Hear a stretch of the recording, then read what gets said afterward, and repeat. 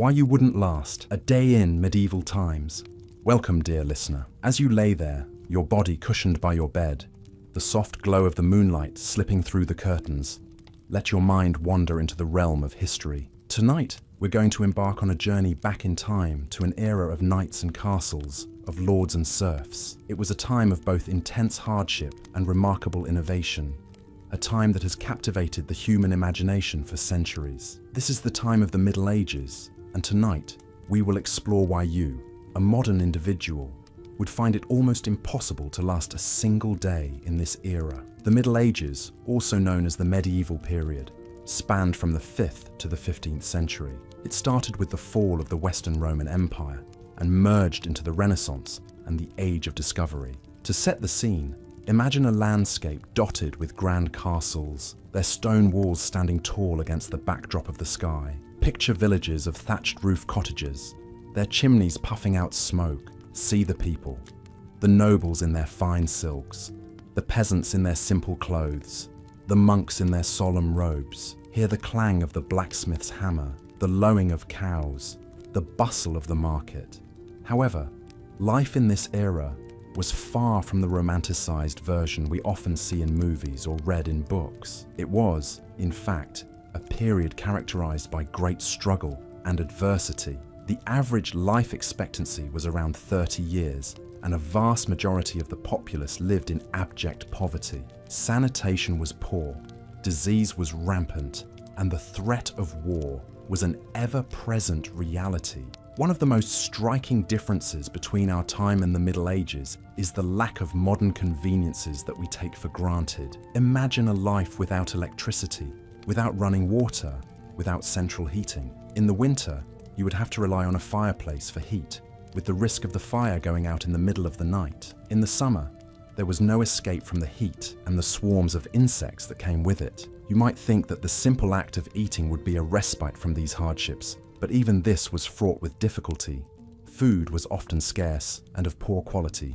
The diet of the average peasant was limited to bread, vegetables, and a little dairy.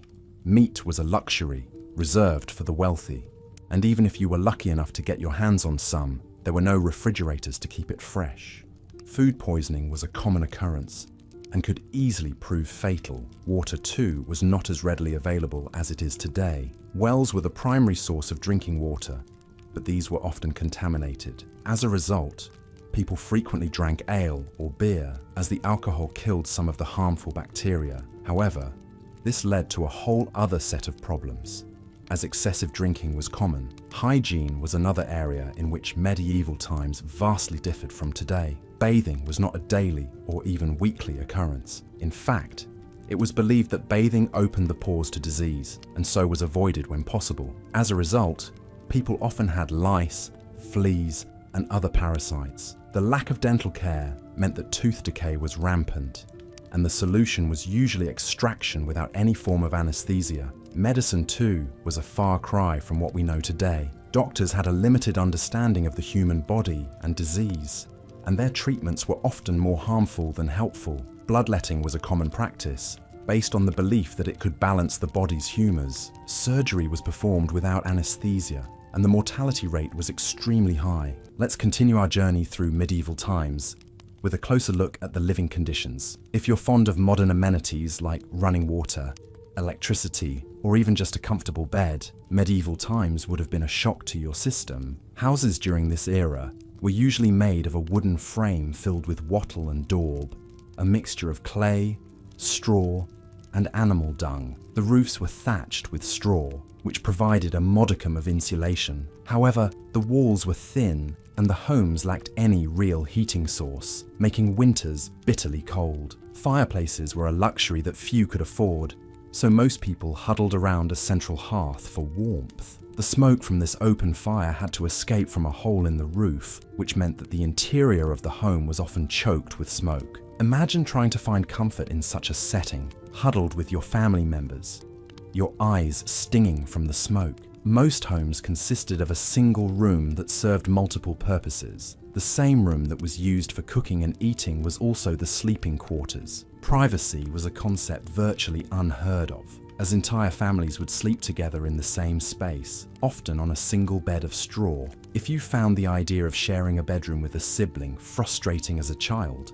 imagine sharing a bed with your entire family. Sanitation, or rather the lack of it, would be another shock to the modern system. There were no bathrooms as we know them. Instead, people would use chamber pots, which were emptied out of windows and onto the streets below. The waste would then run down the streets and into the local rivers, which were also the primary sources of drinking water. The result was rampant disease, from dysentery to the plague. The smell alone would be enough to make the strongest stomachs churn. This brings us to the topic of personal hygiene. The idea of daily showers would have been unimaginable to the people of the Middle Ages. Most people bathed rarely, and when they did, it was often in the local river or a community bathhouse. These bathhouses, while providing a place for communal bathing, were also a breeding ground for bacteria and disease. There was a prevalent belief during this time that bathing opened the pores to disease. So many people chose to bathe as infrequently as possible. This meant that people often carried a strong odour, which was only masked by the use of herbs and flowers. Food in the Middle Ages was also a far cry from what we're accustomed to today. The average person's diet consisted of bread, cheese, and ale. Meat was a luxury that few could afford, and fresh fruits and vegetables were not a common part of the diet. Malnutrition was a common problem, as the diet lacked many essential vitamins and nutrients. It wasn't all hardship and struggle, however. There were moments of joy and celebration, often centered around religious holidays and feasts. Music and dance were important parts of medieval culture, providing a much-needed escape from the harsh realities of daily life. People would gather in the village square to dance, sing, and celebrate. Even in the darkest times, the human spirit finds ways to shine through. So, as we close this chapter, take a moment to appreciate the comforts of modern life. The next time you take a hot shower, sleep in a warm bed, or enjoy a fresh, healthy meal, remember how far we've come. The Middle Ages may have been a time of great cultural and intellectual growth, but they were also a time of hardship and struggle. It's a testament to the resilience of the human spirit that we've come so far. In our next section, we'll dive deeper into the social structure of the Middle Ages, exploring the roles of the king, nobles, knights, and peasants. Stay tuned and let the soothing rhythm of history lull you into a peaceful slumber. As the sun creeps over the horizon, our medieval day begins. Life in the Middle Ages was dictated by the sun. It determined when you woke, when you worked, and when you slept. In a world without electricity, daylight was precious, and every ray of sun had to be used for vital chores and tasks. If you're imagining the luxury of a lazy Sunday morning,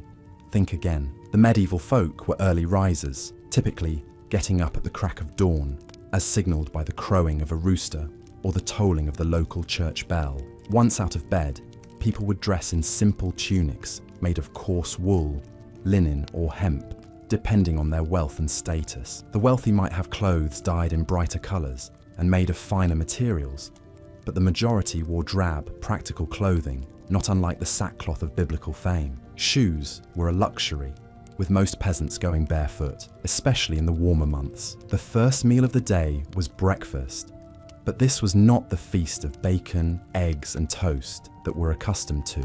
Medieval breakfast was a frugal affair, often consisting of a chunk of bread, some cheese, and, if they were lucky, a bit of cold meat or fish from the previous night's meal. This would be washed down with a mug of ale, or for the wealthier folk, wine.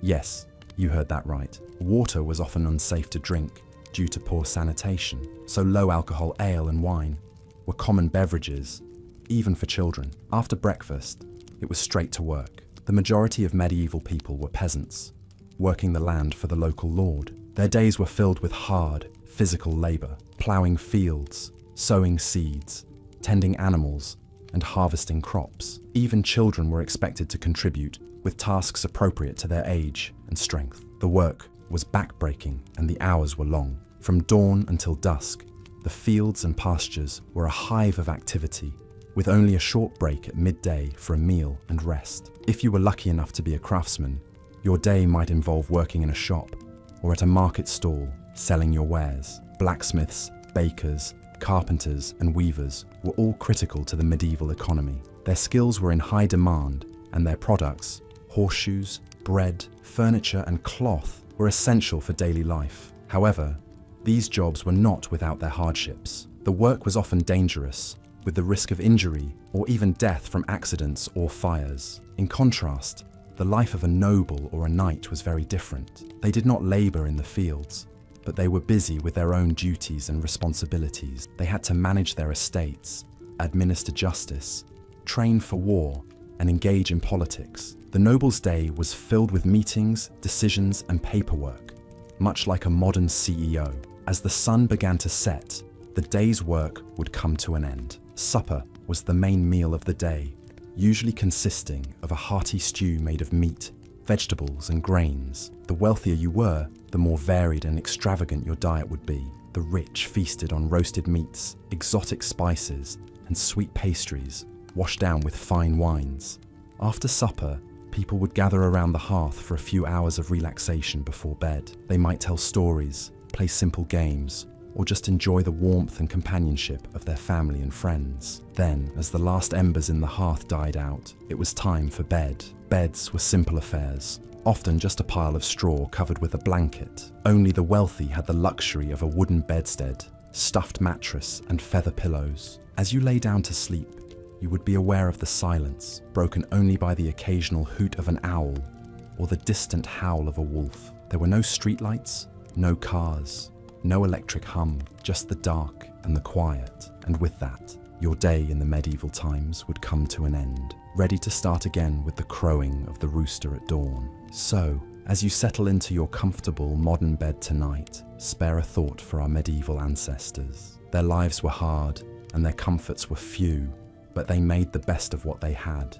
They worked, they laughed, they loved, and they slept just like we do. They were, in essence, just like us, only their world was a very different place. As we delve deeper into the details of medieval life, we find ourselves standing in the middle of a bustling medieval marketplace, a sensory overload of sights, sounds, and smells. The marketplace was the economic center of medieval society, a place where merchants and craftsmen came to sell their wares, and where peasants came to purchase the essential goods they needed for survival. Imagine the cacophony of vendors hawking their wares, the clatter of carts and the lowing of livestock, the scent of fresh bread wafting from the baker's stall, and the less pleasant stench of unwashed people and animals. Goods would have included everything from foodstuffs like bread, cheese, and vegetables to manufactured items like clothing, household goods, and tools. It's worth noting that in these times, currency wasn't as prevalent as it is today. Bartering was a common practice, and goods would often be exchanged for other goods or services. So, if you were a craftsperson, you might trade a handcrafted tool for a sack of grain or a pair of shoes. Food, of course, was a critical part of daily life in the Middle Ages. Contrary to popular belief, medieval food was not all gruel and stale bread. The diet of an average person in the Middle Ages would have revolved around grains, such as barley, oats, rye, and wheat. Bread, porridge, and ale made from these grains would have been staples. Vegetables like cabbages, onions, garlic, and leeks were common, as were fruits like apples, pears, and berries. Meat and fish were also consumed, but less frequently, typically reserved for those of higher social status or for special occasions. Now imagine the water you drink and the food you eat being prepared in medieval conditions. There was no knowledge of bacteria and the role they played in causing disease. Water was often taken straight from rivers or wells, which could be contaminated with human and animal waste. Food was often stored in unsanitary conditions,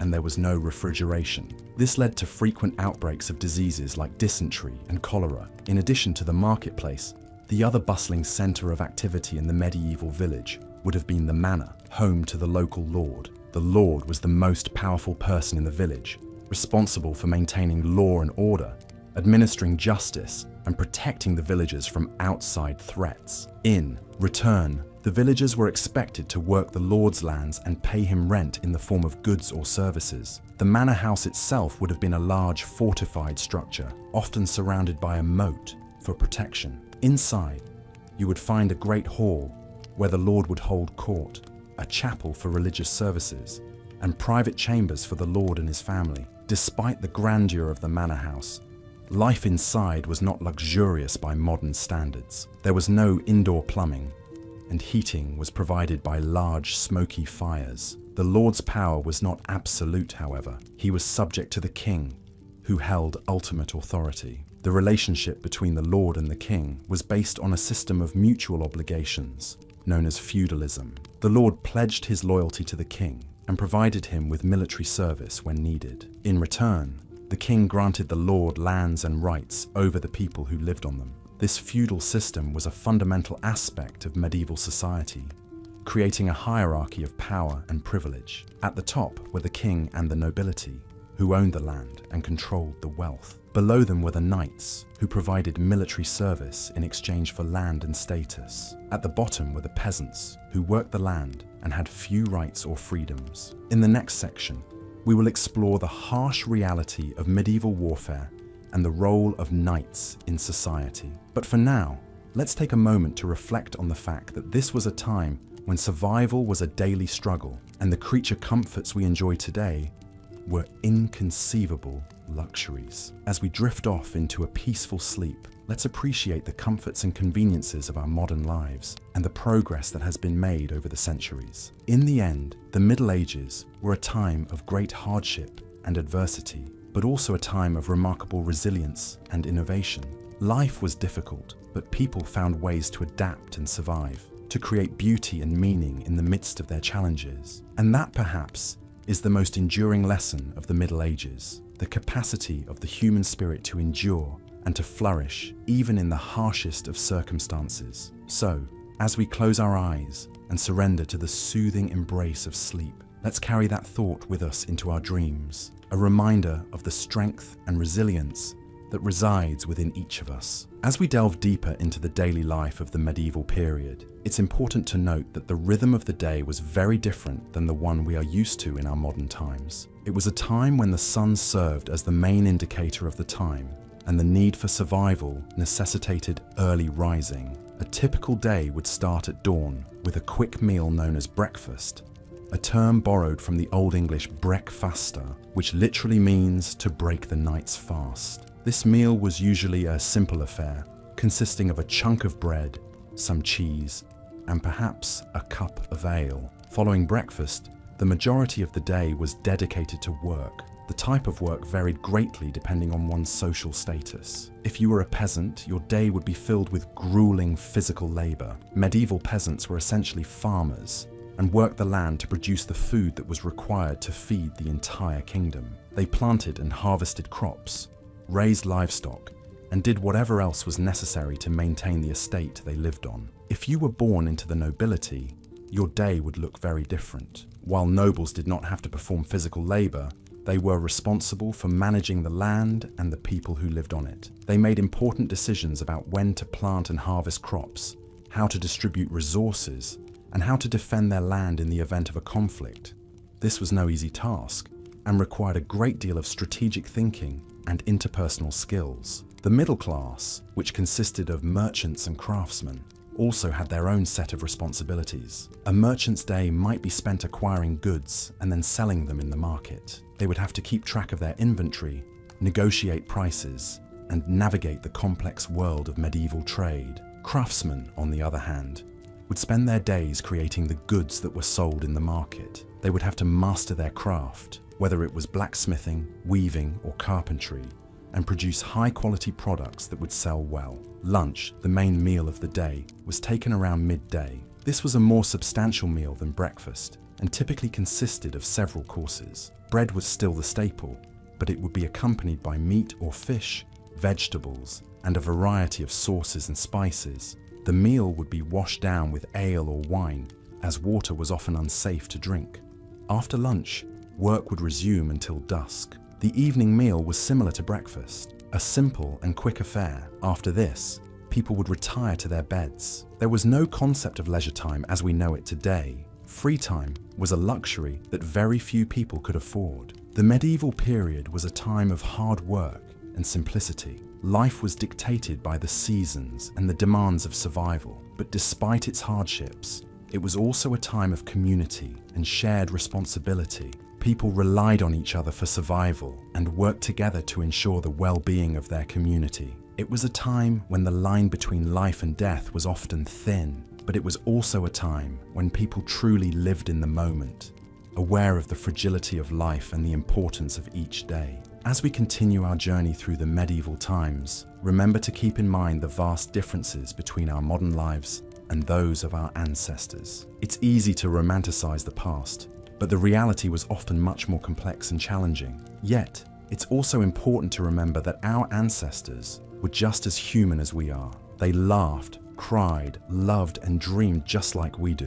They were a product of their time, just as we are a product of ours. As we learn more about their lives, we can gain a deeper understanding of our own history and perhaps even a new perspective on our own lives. Now, as you close your eyes and drift off to sleep, let your mind wander back to the medieval times. Imagine the sound of the rooster crowing at dawn, the smell of fresh bread baking in the oven, the feeling of the cool morning air on your face as you step outside to start your day. Let these images lull you to sleep as we prepare to continue our journey through the medieval times in our next session. As we continue our journey through the medieval period, delving into the everyday life of the average person, we find ourselves stepping into the world of a medieval peasant. The life of a peasant during medieval times was drastically different from the lives we lead today, filled with hardships and adversity that are difficult for us to fully comprehend. The average peasant's day started at dawn,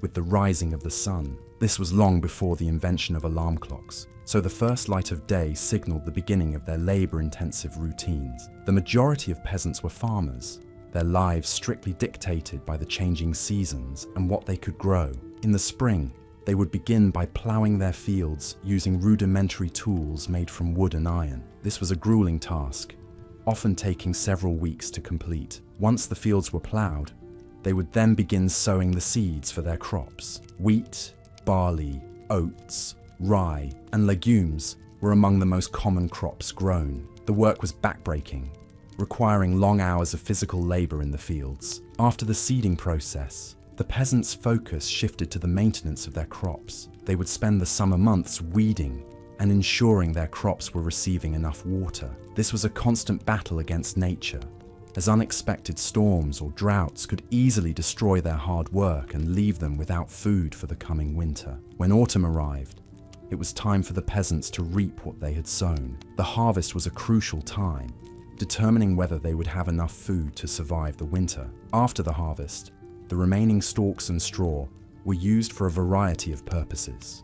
They provided fodder for the livestock, bedding for the family, and thatch for the roofs of their homes. Winter, in contrast, was a time of relative inactivity. The fields lay fallow, and the peasants spent their time carrying out repair work on their homes or tools, as well as tending to their livestock. Cattle, sheep, pigs, and chickens were typical animals that a peasant might raise. These animals provided them with essential resources like milk, wool, meat, and eggs. In addition to farming, peasants also had to pay taxes to their feudal lord. These taxes were often paid in the form of crops or labor.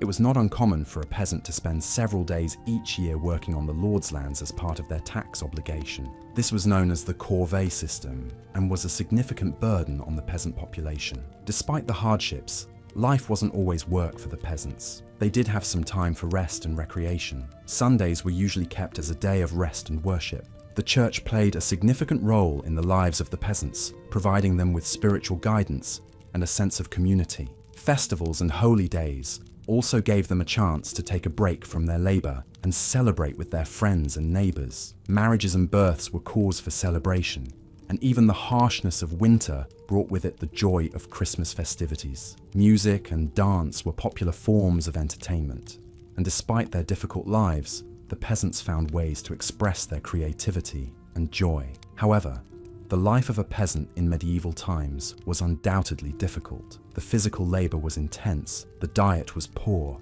and the living conditions were often cramped and unsanitary. Illness and disease were common, and the average life expectancy was significantly lower than it is today. Despite these conditions, the medieval peasant was a resilient individual. They adapted to their circumstances, found joy in the simple pleasures of life, and formed close-knit communities that helped them survive. Their lives were far from easy, but they laid the groundwork for many of the farming practices we still use today. As we drift off to sleep tonight, let's appreciate the comforts and conveniences of modern life that we often take for granted. As we journey further into the past, we continue to gain perspective on our present, understanding the struggles and triumphs that have shaped our world. In our next section, we will explore the world of the medieval knight, tunneling deeper into the intricate layers of medieval society. But for now, let's let the rhythm of a peasant's life lull us into a peaceful and restful slumber. Good night. In our 7th segment, we delve into the social structure of the medieval era, a time when society was starkly divided into classes, and one's birth essentially determined the course of their life. The feudal system, which was the primary social structure during the medieval period, was akin to a pyramid. At the top was the king, who granted land to his most important noblemen, known as barons. Below the barons were the knights, and at the very bottom were the peasants, who made up the vast majority of the population. Life at the top of the pyramid was relatively comfortable. Kings and noblemen lived in grand castles, surrounded by servants who catered to their every whim. They dined on a variety of foods, including meat, fish, and exotic fruits, while wearing luxurious clothing made of silk and velvet. Despite this, their lives were far from easy. Kings and noblemen were constantly involved in political maneuvering and warfare as they sought to protect their lands and increase their power. Knights, situated in the middle of the social pyramid, had a slightly different experience. They were granted land by their lords in return for their military service. Knights were expected to be brave, chivalrous, and skilled in combat. Their lives were dominated by warfare and the pursuit of honor. Despite the romanticized image we have of knights today, their lives were often brutal and short. Many knights died young, either in battle or as a result of the injuries they sustained. Life at the bottom of the pyramid, the life of a peasant, was incredibly hard. Peasants worked long hours in the fields, growing crops to feed themselves and their lords. They lived in simple, one-room huts with dirt floors and few possessions. Their diet consisted mainly of bread, vegetables, and occasionally a bit of cheese or bacon. Despite their hard work,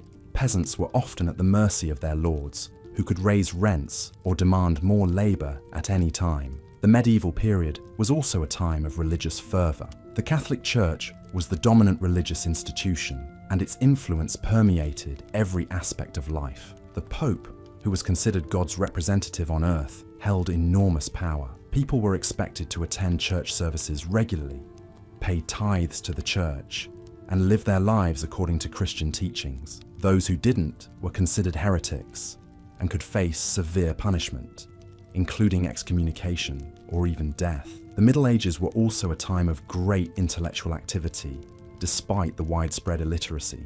Monasteries were the centers of learning, where monks painstakingly copied out books by hand. These works, many of them religious texts, were the primary source of knowledge during this time. The medieval era was a time of stark contrasts. On one hand, it was a time of great beauty, with the construction of magnificent cathedrals and the creation of stunning works of art. On the other hand, it was a time of great brutality and suffering, with constant warfare, widespread poverty, and a lack of basic human rights. As we continue our journey through the medieval era, we will explore more about the lives of the people who lived during this time, the challenges they faced, and the innovations they made. Despite the hardships, the medieval period was a time of great change and progress, setting the stage for the modern world we know today. Take a moment to imagine living in this era, the sounds of the marketplace, the smell of the earth after a day in the fields, the taste of simple, hearty food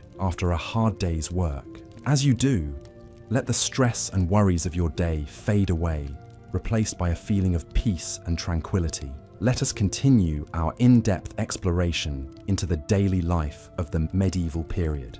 As our journey through time unfolds, you might begin to realize that a day in the life of a medieval individual was far from the romanticized versions often depicted in popular culture. For the average person living in medieval Europe, life was far from easy. The day would begin at dawn, with the first light of the sun. Most people lived in small one-room houses with thatched roofs. These houses offered little in the way of privacy or comfort. The floor was typically made of dirt, and the only furniture would be a rough-hewn table and benches. In the corner, there would be a small fire pit for cooking and warmth. The house would often be shared with livestock, adding to the discomfort. Upon rising, the medieval individual would start their day by attending to their chores, which was primarily dictated by their particular social status and occupation. The majority of people were peasants, working the land for their feudal lord. Their day would be spent in hard labor, tilling the fields, planting crops, and taking care of the livestock.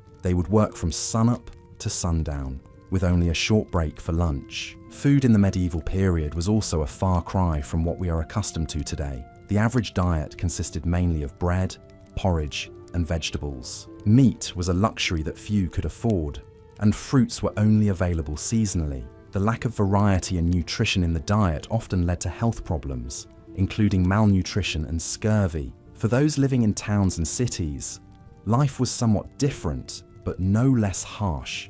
The streets were narrow, crowded, and dirty, with waste and garbage often thrown into the street. Sanitation was a major problem, leading to frequent outbreaks of disease. The bubonic plague, also known as the Black Death, wiped out a third of Europe's population in the 14th century. On top of these physical hardships, there was also the psychological toll of living in a society where life was cheap and violence was commonplace. The threat of war was ever present, with kingdoms and fiefdoms constantly in conflict. Public executions were common, and the rule of law was often arbitrary and brutal. Yet despite these hardships, people in the medieval period found ways to enjoy life. They celebrated festivals and holidays with great enthusiasm, often involving music, dance, and copious amounts of alcohol. Religion also played a major role in their lives, providing a sense of purpose and community. Religion was not just a matter of personal belief, but a central part of everyday life. The church played a significant role in the community,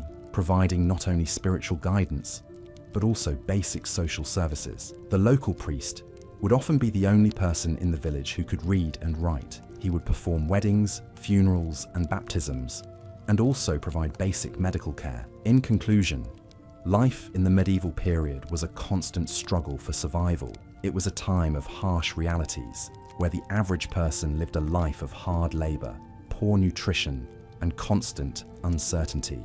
Yet, it was also a time of deep faith and communal bonds, where people found joy in the simple pleasures of life. If you were to spend a day in medieval times, you would likely find it a challenging, but also a profoundly human experience. As we continue to delve further into the medieval era, we will explore more about the intricacies of daily life, the societal structure, and the cultural beliefs that shaped this fascinating period in history. So, close your eyes and imagine a world far removed from our own, where life was simple, yet fraught with challenges. We'll continue our journey through the ages, immersing ourselves in the sights, sounds, and experiences of the medieval times. As we continue our journey into the gripping, yet often unsettling world of medieval times, let us now turn our attention to the intricate social order of the period, which was a far cry from what we are accustomed to in our modern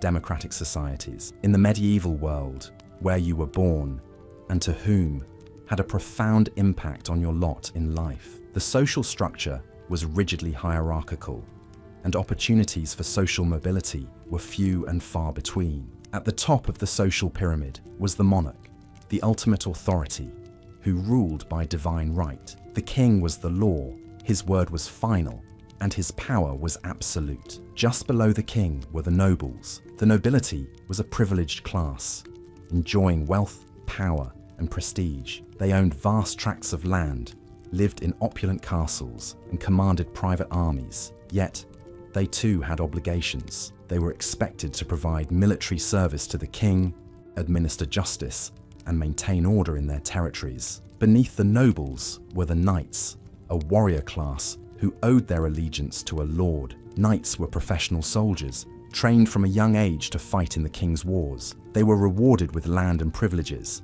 but their lives were not easy. They were expected to be brave, loyal, and honorable. to uphold the chivalric code, and to be ready to lay down their lives for their lord and king. Next came the clergy, who held a unique position in medieval society. They were not only spiritual leaders, but also wielded significant temporal power. The church was the richest and most powerful institution in medieval Europe, owning vast estates, collecting tithes, and exercising influence over all levels of society. The clergy were often the only literate people in the community, and they played a crucial role in education, charity, and administration. And then, at the bottom of the social pyramid, were the peasants. This was the largest and most disadvantaged group in medieval society. They worked the land, tilled the fields, and tended the livestock, their labor providing the food and other resources that sustained the entire society. Yet, they were often treated as little more than chattels, tied to the land and their lord, with few rights and little hope of improving their circumstances. Life as a peasant was hard and unrelenting. The working day started at dawn and ended at dusk, with only a few short breaks for meals. The work was physically demanding, and there was no respite, no weekends, no holidays. And yet, the fruits of their labor mostly went to their lord in the form of rent, taxes, and services. Food was simple and monotonous. A typical diet consisted of bread, porridge, and vegetables, with meat and fish being a rare luxury. Clothing was coarse and practical, made from wool or linen, and often worn until it fell apart. Homes were small, dark, and crowded, with entire families living in a single room. Peasants were subject to the will of their lord, who had the power to decide almost every aspect of their lives. They could be bought, sold, or given away at their lord's whim. They were subject to harsh punishments for any transgressions, real or imagined, and they had little recourse to justice, as the legal system was heavily biased in favor of the nobility. Despite these hardships, the peasants were not entirely without agency. They had their own customs and traditions, their own ways of making sense of the world. They celebrated the changing seasons, the harvest, and the holy days, finding joy and solace in their communities and their faith. And so, as we reach the end of this section of our journey, let us take a moment to reflect on the resilience and tenacity of the human spirit, even in the face of such adversity. The world of the medieval peasant may seem harsh and unforgiving to us now, but it was their reality, their everyday life, and they found ways to endure, to survive, and even to thrive in their own humble way. So, as you drift off to sleep, let the echoes of their lives, their struggles, and their triumphs lull you into a deep, peaceful slumber filled with dreams of a time long past, yet not entirely forgotten. And remember, as the dawn of a new day breaks, that we too have our challenges, our struggles, and our triumphs, and that we too are part of the great tapestry of human history,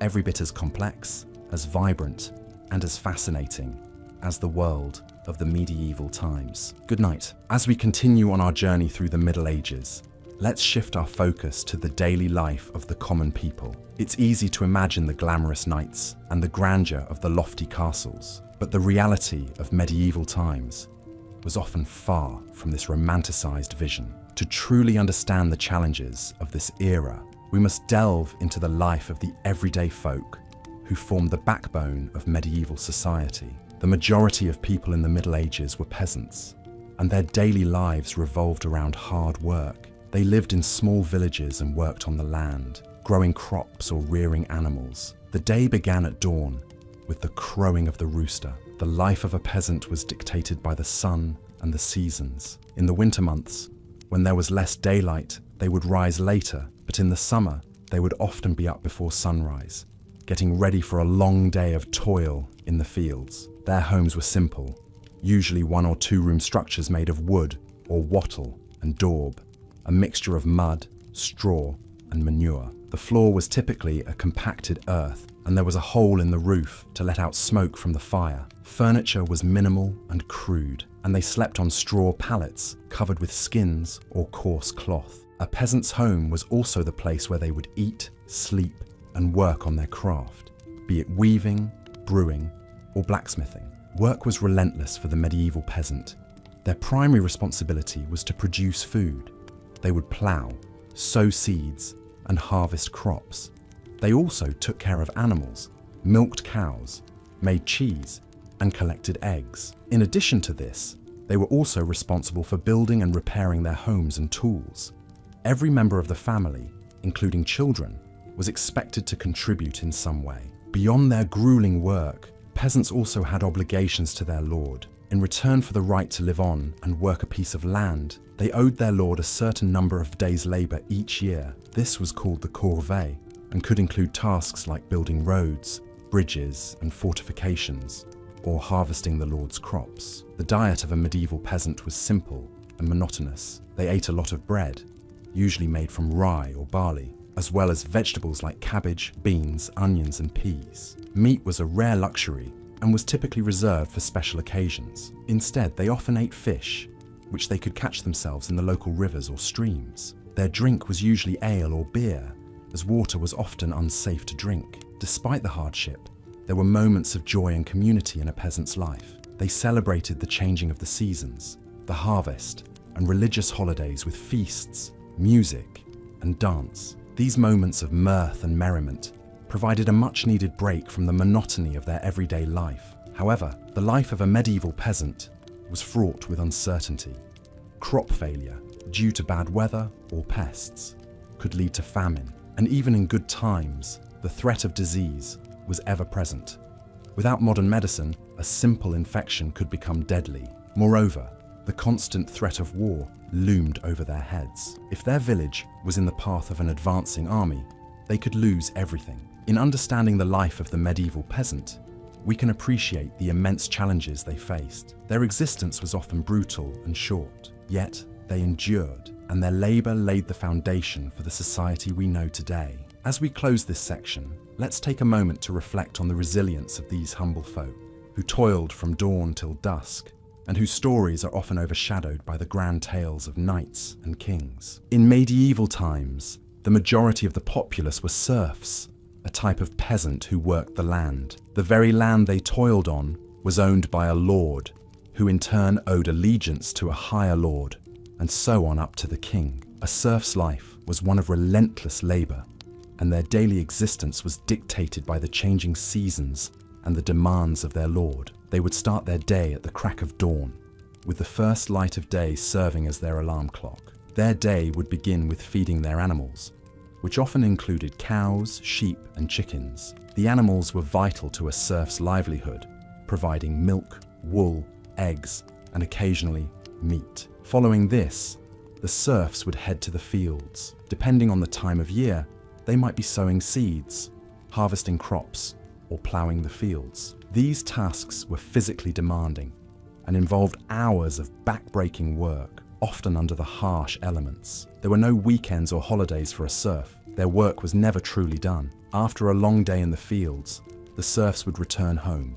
Their homes were simple one-room structures, often shared with their animals. There was no glass in the windows. The floors were made of hard-packed earth, and the only furniture would be a rough wooden table and stools. Dinner would be a simple affair, consisting of dark bread, made from a type of grain called rye, and a thin soup made from vegetables grown in their garden. Meat was a rarity, saved for special occasions. They would eat their meal by the light of a tallow candle, made from animal fat. Despite the hardships of their daily life, serfs found joy in simple pleasures. They would often sing songs while they worked in the fields, a practice that helped to lighten the load of their labour. On Sundays, they would attend church, a mandatory requirement, but also a chance to socialise with their neighbours. However, the life of a serf was not just hard work. They were subject to the whims and wishes of their lord. If their lord decided to go to war, the serfs were expected to fight. This was a dangerous proposition, as they often lacked proper training and equipment. The life of a serf was also precarious. A bad harvest could lead to starvation, and disease was a constant threat. Without access to modern medical treatments, a simple injury or illness could easily turn deadly. As we weave through the tapestry of history, it becomes clear that our modern conveniences are a product of centuries of progress. The next time you find yourself longing for the simplicity of a bygone era, consider the serfs of medieval times. Their lives were anything but simple, filled with hard labour, constant uncertainty, and a lack of basic comforts. In the next section, we will delve deeper into the social hierarchy of medieval times, and explore the lives of the lords and ladies. But for now, let the sound of my voice and the images of medieval life lull you into a peaceful sleep. Remember, the past is a different country. They do things differently there. As we journey through history, we gain a greater appreciation for the comforts and conveniences of our modern world. So, close your eyes, take a deep breath, and let the stories of the past guide you into dreamland. Good night. As we continue our exploration of the medieval period, we find ourselves in the heart of medieval society, the village. These communities were not just clustered homes, but intricate systems of survival and cooperation, bound by a shared necessity to work the land and serve the lord of the manor. The typical medieval village was a collection of families living in close proximity to each other, with houses built from local materials. In England, these would usually be wattle and daub constructions, walls woven from pliable branches, and covered in a mixture of clay, straw, and animal dung. The roofs were thatched using reeds or straw, and a hole in the roof would allow smoke from the fire to escape. The houses were small and dark, with few windows due to the expense of glass. Life began early in the village, with the cock's crow signaling the start of another day of labor. The majority of the villagers were serfs, individuals who were tied to the land and had to provide labor services to the lord of the manor. These services varied, but typically included ploughing the lord's fields, harvesting his crops, and maintaining his roads and fences. In return, the serfs were allowed to work their own strips of land to produce food for their families. The medieval diet was far from the varied and balanced meals we enjoy today. Most peasants subsisted on a diet of bread, cheese, and vegetables, with meat being a rare treat. Ale was often safer to drink than water, as the brewing process killed off bacteria. However, it was weak and not the intoxicating beverage we might imagine. Children would have drunk it as well as adults, and it would have been consumed throughout the day. The life of a serf was not just hard labor, however. There were times of celebration and relaxation, such as the end of the harvest, when villagers would feast and dance. The church also provided a structure of festivals and holy days, which offered a break from the toil of everyday life. These occasions would be eagerly anticipated, with villagers indulging in food, drink, and merriment. However, medieval villagers lived with the constant threat of disease. The unsanitary conditions in which they lived made them ripe for outbreaks of illness. The Black Death, which swept across Europe in the 14th century, wiped out entire villages, leaving fields untended and livestock roaming free. The lack of medical knowledge and the belief in supernatural causes for diseases made these outbreaks all the more deadly. Despite the hardships, there was a sense of community within the village. Everyone had a role to play and was dependent on their neighbors for survival. The shared experiences of work, celebration, and adversity created strong bonds between villagers. They supported each other through difficult times and shared in each other's joys and sorrows. However, this sense of community also had a darker side. Villagers were suspicious of outsiders and anything that deviated from the norm. This fear of the unknown could lead to accusations of witchcraft and other forms of supernatural mischief. These accusations could have dire consequences, with those accused often being ostracized, tortured, or even killed. As we delve deeper into the realities of life in the medieval period, it becomes clear that surviving in these times required strength, resilience, and a strong sense of community. It was a time of hard work and hardship, but also one of shared experiences and communal ties. Life in a medieval village was not for the faint of heart, but for those who could bear the toil and danger. It was a life lived to the rhythm of the seasons and the demands of the land. So as we continue our journey through the medieval period, let's remember the serfs and their struggles, and appreciate the relative comfort and safety of our own lives. As we continue to weave our way through the fabric of medieval life, we find ourselves at the heart of a bustling medieval town. The air is filled with the chatter of townsfolk, the clanging of the blacksmith's hammer, and the distant hum of a lute. The streets, narrow and winding, are lined with timber-framed houses. These structures lean precariously over the street, their second stories jutting out over the first, in a way that seems to defy gravity. The overhanging upper floors were designed this way to maximize living space, without encroaching on the street below, a clever solution to the problem of limited urban space. Most houses in a medieval town were multifunctional. The lower floor often served as a workshop or a shop, with the family living in the rooms above. These homes were compact and practical, but they lacked the comforts and conveniences we take for granted today. There was no running water, no central heating, and no electricity. Instead, people relied on wells or nearby rivers for water, used fireplaces for warmth, and candles or rushlights for illumination. Privacy was also a luxury that many could not afford in the Middle Ages. It was common for entire families to sleep in one room, often sharing their quarters with apprentices or servants. This close living quarters, combined with the lack of sanitation, meant that illness could spread rapidly through a household. It was not uncommon for entire families to be wiped out by diseases such as the bubonic plague, which decimated the population of Europe in the 14th century. Medieval towns were also notoriously dirty places.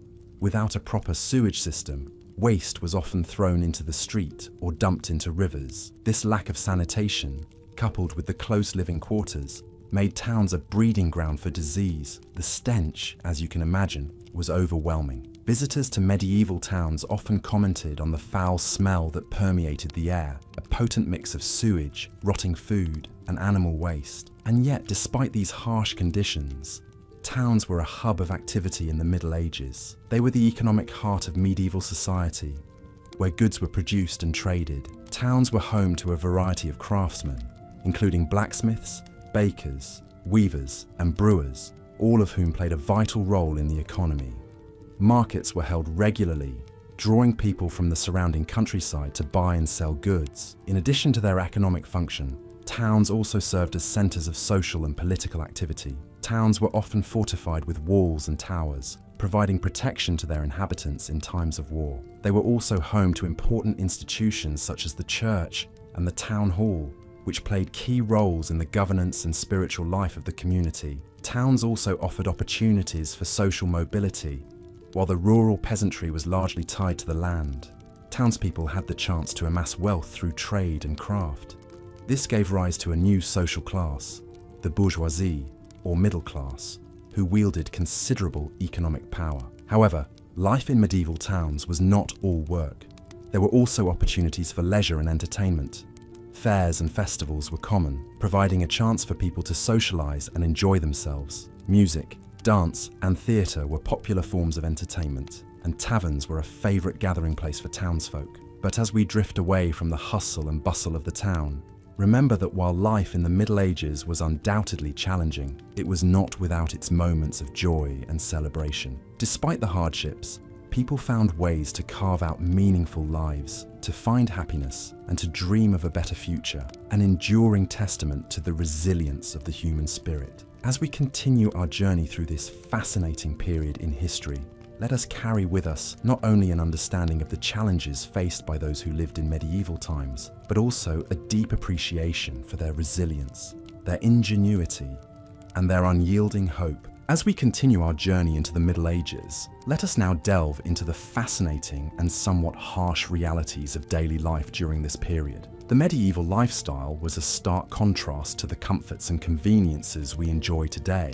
and it's not difficult to understand why surviving in such times would be a daunting task for many of us. Firstly, the concept of hygiene as we know it today was significantly different during the Middle Ages. Bathing was not a daily ritual, and public baths were more a space for socializing than cleanliness. The water used in these communal wash places was rarely changed throughout the day, which meant the last person to bathe was essentially washing in the dirt and grime of everyone who had bathed before them. This lack of personal hygiene led to outbreaks of diseases, such as the infamous Black Death. Now, let's talk about the dietary habits of the medieval populace. The diet during the Middle Ages was not particularly varied or nutritional. Meat was a luxury that only the wealthy could afford on a regular basis, while the poor subsisted on a diet primarily composed of grains and vegetables. This lack of diversity in the diet often led to malnutrition and other health problems. Moreover, the cooking methods of the time were primitive, and food was often overcooked or undercooked, leading to digestive issues. In terms of housing, the dwellings of the medieval period were far from comfortable.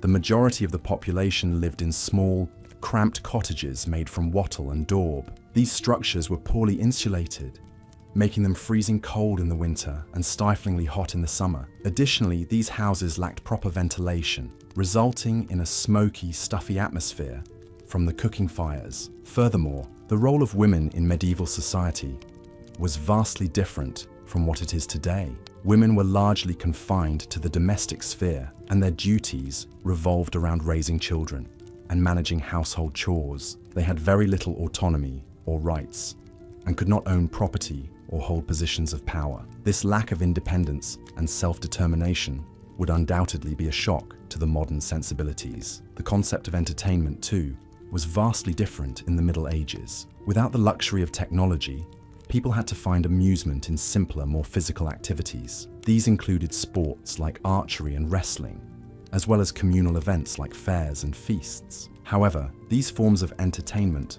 often carried risks of injury or even death, especially in events such as jousting tournaments. Religion played a central role in medieval life, and the church held a great deal of power and influence. Daily life was governed by religious observances and rituals, and any deviation from the church's teachings was viewed with suspicion and often met with severe punishment. This rigid adherence to religious doctrine often stifled intellectual and scientific progress. In terms of employment, most people in the Middle Ages worked in agriculture. The work was grueling and the hours were long, often from sunrise to sunset. There was no concept of weekends or holidays, and workers were expected to toil endlessly for their survival. This level of physical labor would be unfamiliar and likely unbearable to many of us today. Lastly, the medical practices of the Middle Ages were rudimentary at best. Doctors had a limited understanding of the human body and diseases, and their treatments often involved bloodletting or the use of leeches. There were no antibiotics or painkillers,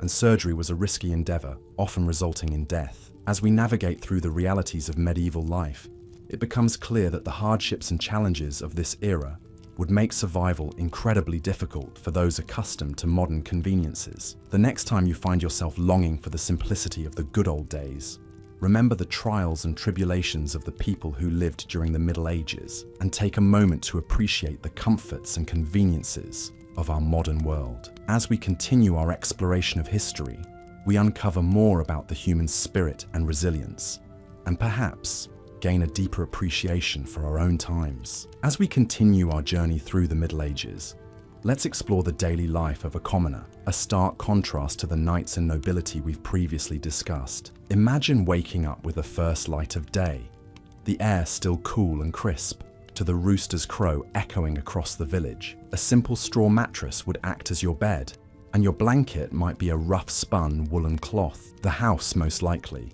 would be a single room shared by your entire family. The walls formed of wattle and daub, woven sticks filled in with a mixture of mud, straw, and dung, hardly offered much insulation from the cold or the noise of the village waking up.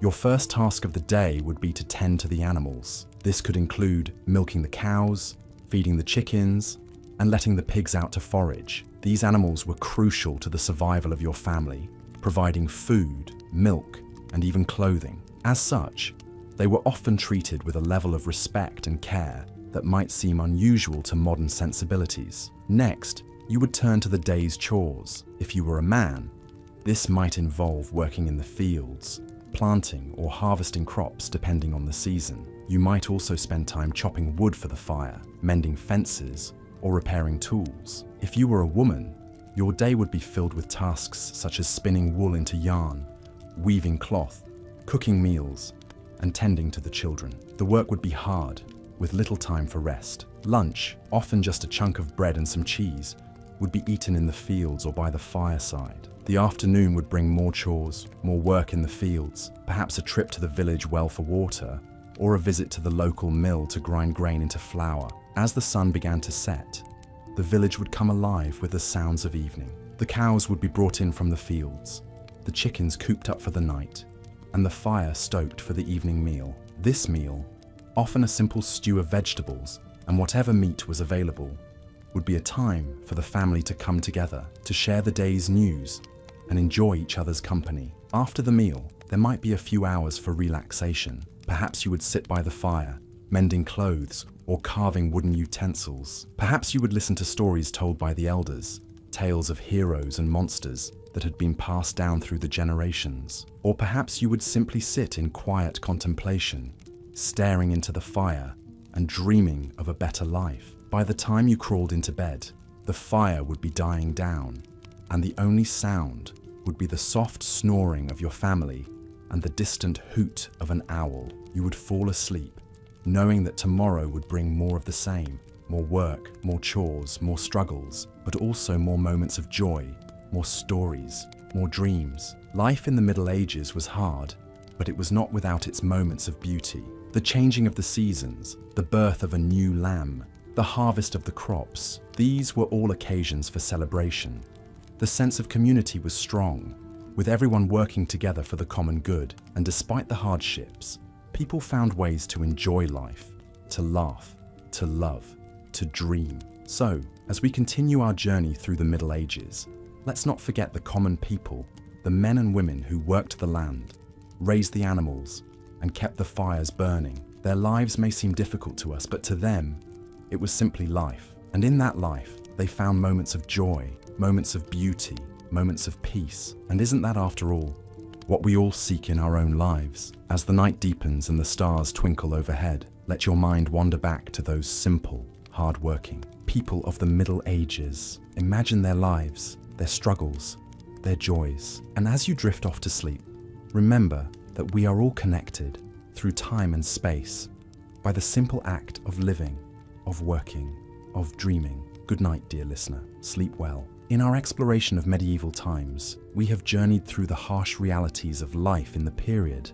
examining the societal dynamics, the basic amenities, and the physical and mental tolls of the era. As we continue our exploration, we delve deeper into the arduous daily routines of a medieval person. The day would typically start at dawn. Medieval people didn't have the luxury of alarm clocks, but they did have nature's own alarm system, the crowing of the rooster. As the sun began to peak over the horizon, the rooster's call would echo through the countryside, signaling the beginning of a new day.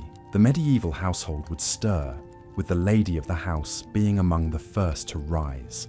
Her tasks for the day were manifold. In a society that was largely agrarian, the wife's role was crucial for the family's survival. She would tend to the garden, milk the cows, and ensure that the livestock were well fed and cared for. She would also prepare meals, clean the house, and care for the children, the elderly, and the sick. The husband, meanwhile, would have his own set of tasks. Depending on his profession, he might spend his day tilling the fields, shoeing horses, crafting tools, or constructing buildings. The work was physically demanding and often dangerous. There were no safety regulations to protect workers, and accidents were common. Children in the Middle Ages did not have the luxury of a carefree childhood. They were expected to contribute to the household from an early age.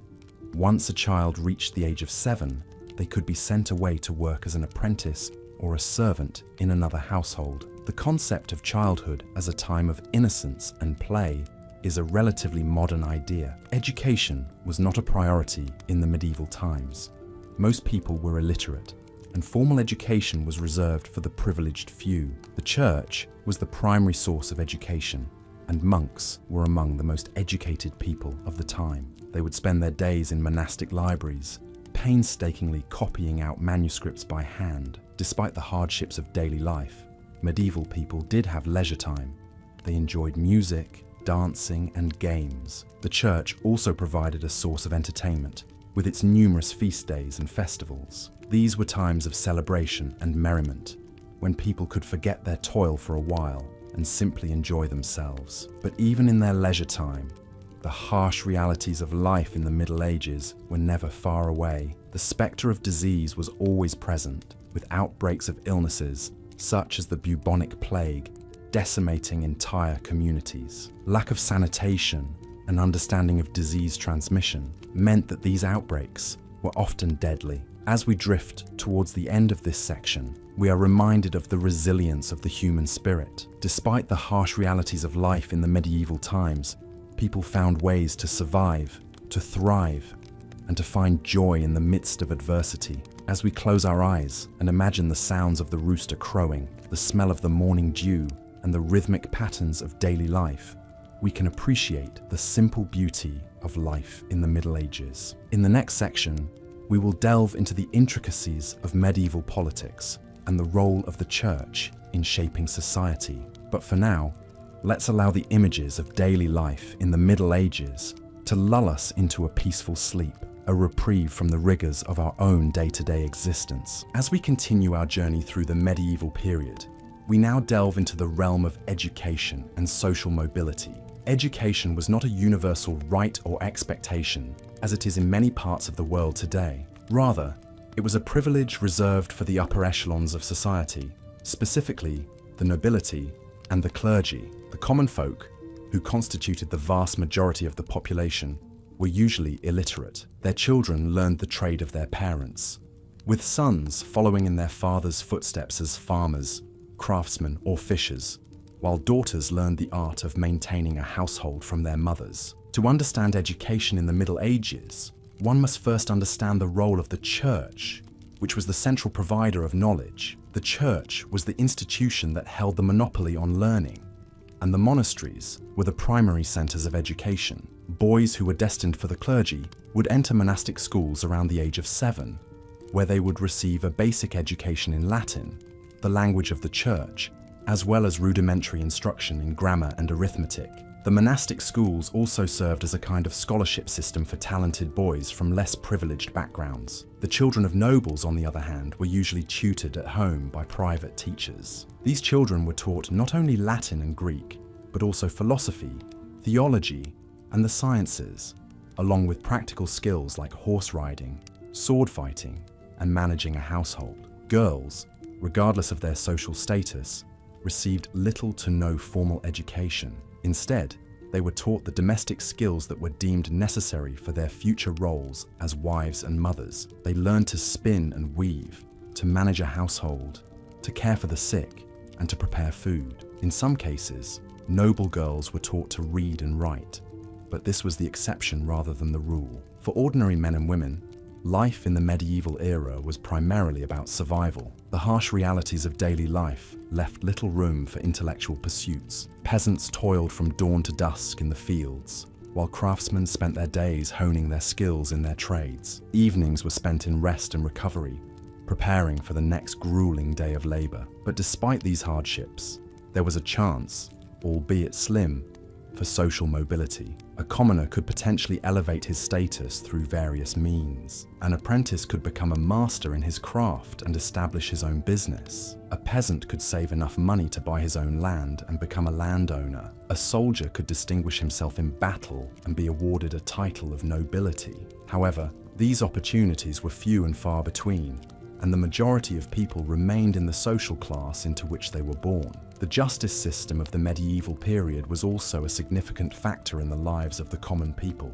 Courts were often biased in favor of the nobility, and punishments for crimes were severe. Common punishments included fines, public humiliation, and physical harm such as flogging or mutilation. For the most serious crimes, the penalty was death, often by hanging or beheading. Interestingly, the concept of prisons as places for long-term incarceration did not exist. Prisons were mainly used to hold people awaiting trial or punishment. This was in part due to the fact that the state did not want to bear the cost of housing and feeding prisoners for extended periods of time. Also, the harshness of medieval punishments was believed to act as a deterrent to crime. In conclusion, a day in medieval times was fraught with challenges and hardships. It was a time when survival often took precedence over education and personal growth, when opportunities for social mobility were rare, and when justice was often harsh and biased. But despite these difficulties, the people of the medieval period showed remarkable resilience,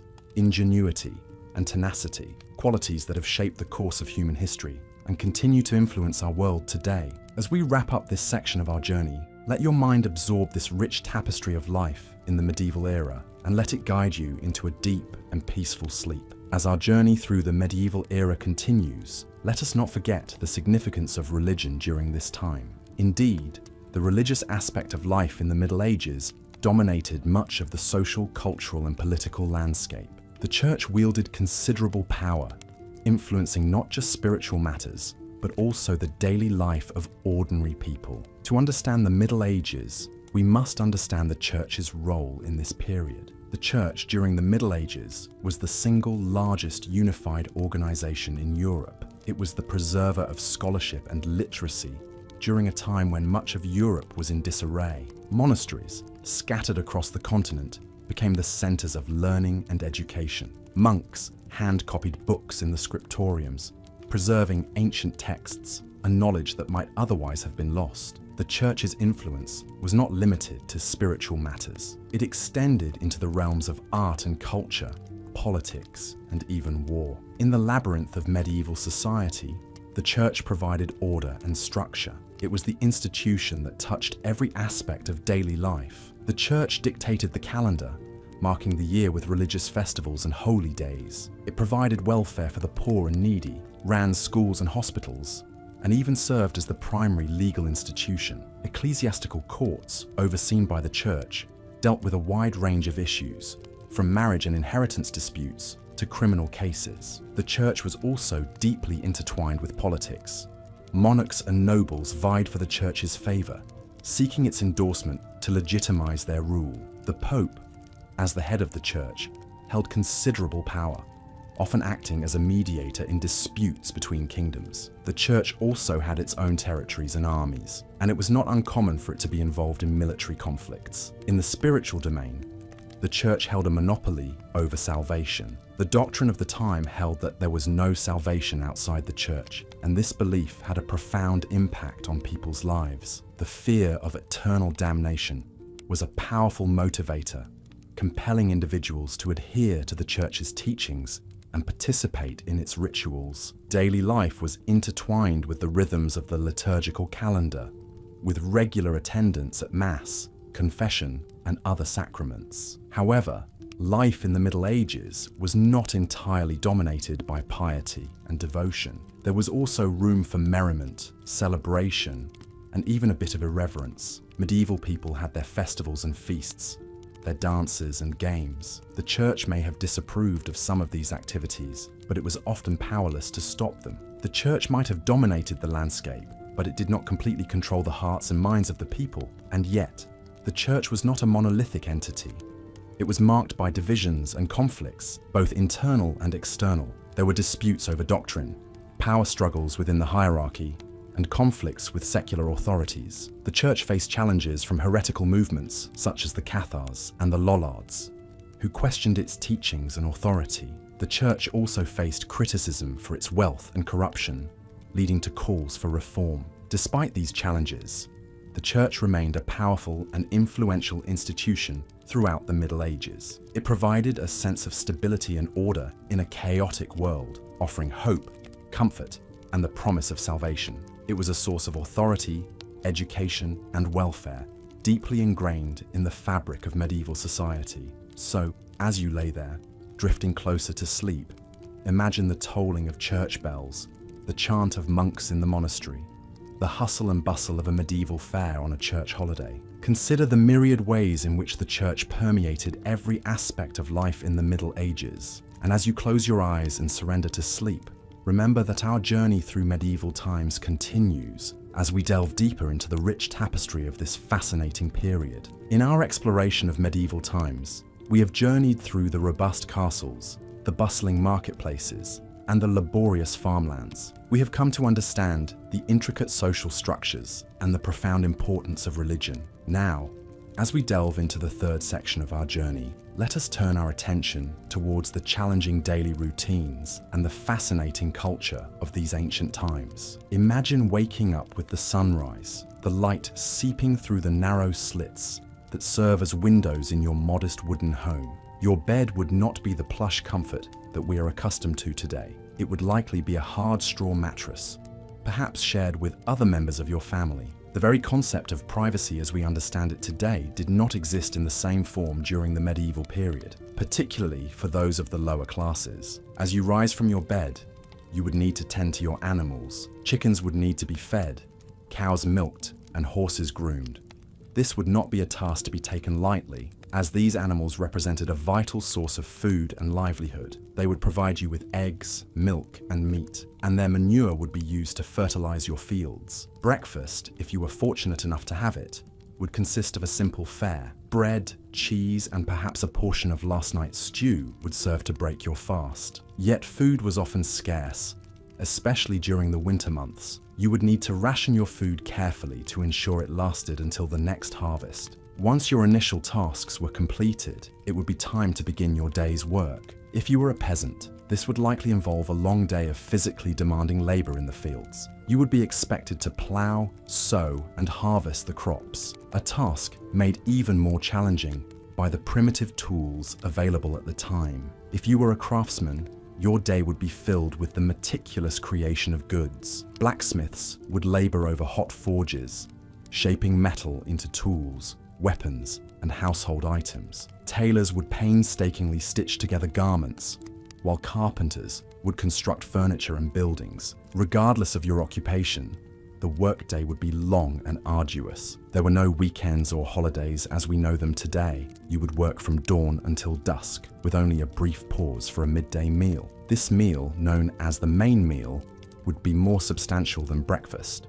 It might include a thick stew, a chunk of meat, and perhaps a piece of fruit or a handful of nuts. Despite the hardships, there would be moments of leisure in the medieval times. You might play a game of chess or backgammon, or perhaps engage in a lively dance at a local festival. Music was also an integral part of medieval life, with troubadours traveling from town to town, sharing songs and stories. As the day drew to a close, you would return home to prepare for the evening meal. This was usually a more modest affair than the midday meal, often consisting of leftovers or a simple porridge. After the meal, you would gather around the hearth, sharing stories and songs with your family. As the flames flickered and the darkness crept in, you would retire to your straw bed, ready to start the cycle again with the next sunrise. So, as we drift further into the narrative of the medieval times, we can appreciate the stark contrast of our modern conveniences with the rigorous routines of the past. We can marvel at the resilience and resourcefulness of the individuals who navigated through these challenging times. And as we tuck ourselves into our comfortable beds tonight, we can reflect on the lessons we can learn from history and how it shapes our understanding of the present and the future. At the heart of the medieval period, also known as the Middle Ages, was the feudal system. This was a social structure that dictated the roles and responsibilities of every individual within society. At the top of this hierarchy was the king, who was endowed with the right to rule by divine providence. Below the king were the nobles who swore their fealty to him. These included dukes, barons, and earls, the so-called lords of the realm. Their oath of loyalty included a promise to provide the king with knights for military service, a practice that was commonplace during this era of frequent territorial disputes. In return for their loyalty and service, the king granted these noblemen land, also known as fiefs. These lands were worked by serfs or peasants who were bound to the land and not allowed to leave without the lord's permission. It's important to remember that serfdom wasn't considered slavery, but it was far from a life of freedom. Serfs were required to work the land, growing crops and raising livestock, which could be claimed by their lord at any time. They also had to pay taxes and were subject to the lord's justice. The life of a serf was incredibly hard. They lived in small, cramped cottages with thatched roofs and walls made from wattle and daub, a mixture of clay, straw, and animal dung. These homes offered little protection from the elements, and during the winter months, they could become unbearably cold. The majority of a serf's time was spent working the fields from dawn until dusk. The work was backbreaking, and there were no weekends or days off. Their diet was poor and monotonous, consisting primarily of pottage, a type of thick soup made from peas, beans, and onions. If they were lucky, they might have some cheese or a bit of bacon to add to their meal. But for most, the diet was vegetarian out of necessity,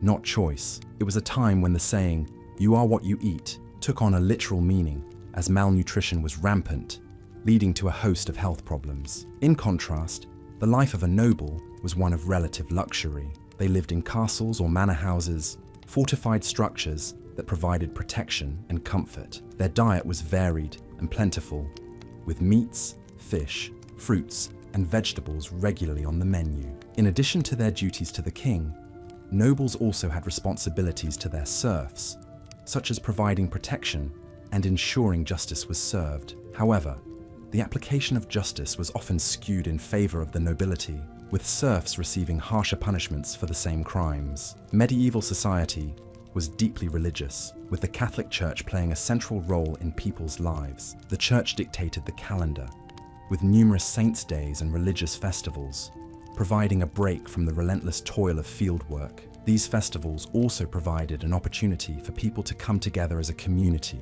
with feasting, drinking, and games. However, the Church also wielded significant power and influence, with bishops and abbots often acting as advisors to the king. The Church had its own system of law, known as canon law, which was used to regulate matters of faith and morality. This included everything from marriage and divorce to heresy and blasphemy. Those found guilty of breaking canon law could face severe punishments, including excommunication, which was a form of social and spiritual death. Yet, despite the hardships and challenges of life in the Middle Ages, people found ways to find joy and meaning. Music and dance were important forms of entertainment, with troubadours and minstrels traveling from town to town, singing songs and telling stories. Craftsmen took pride in their work, creating beautiful objects from wood, metal, and stone. And while their lives may have been short and often filled with hardship, the people of the Middle Ages also understood the importance of community,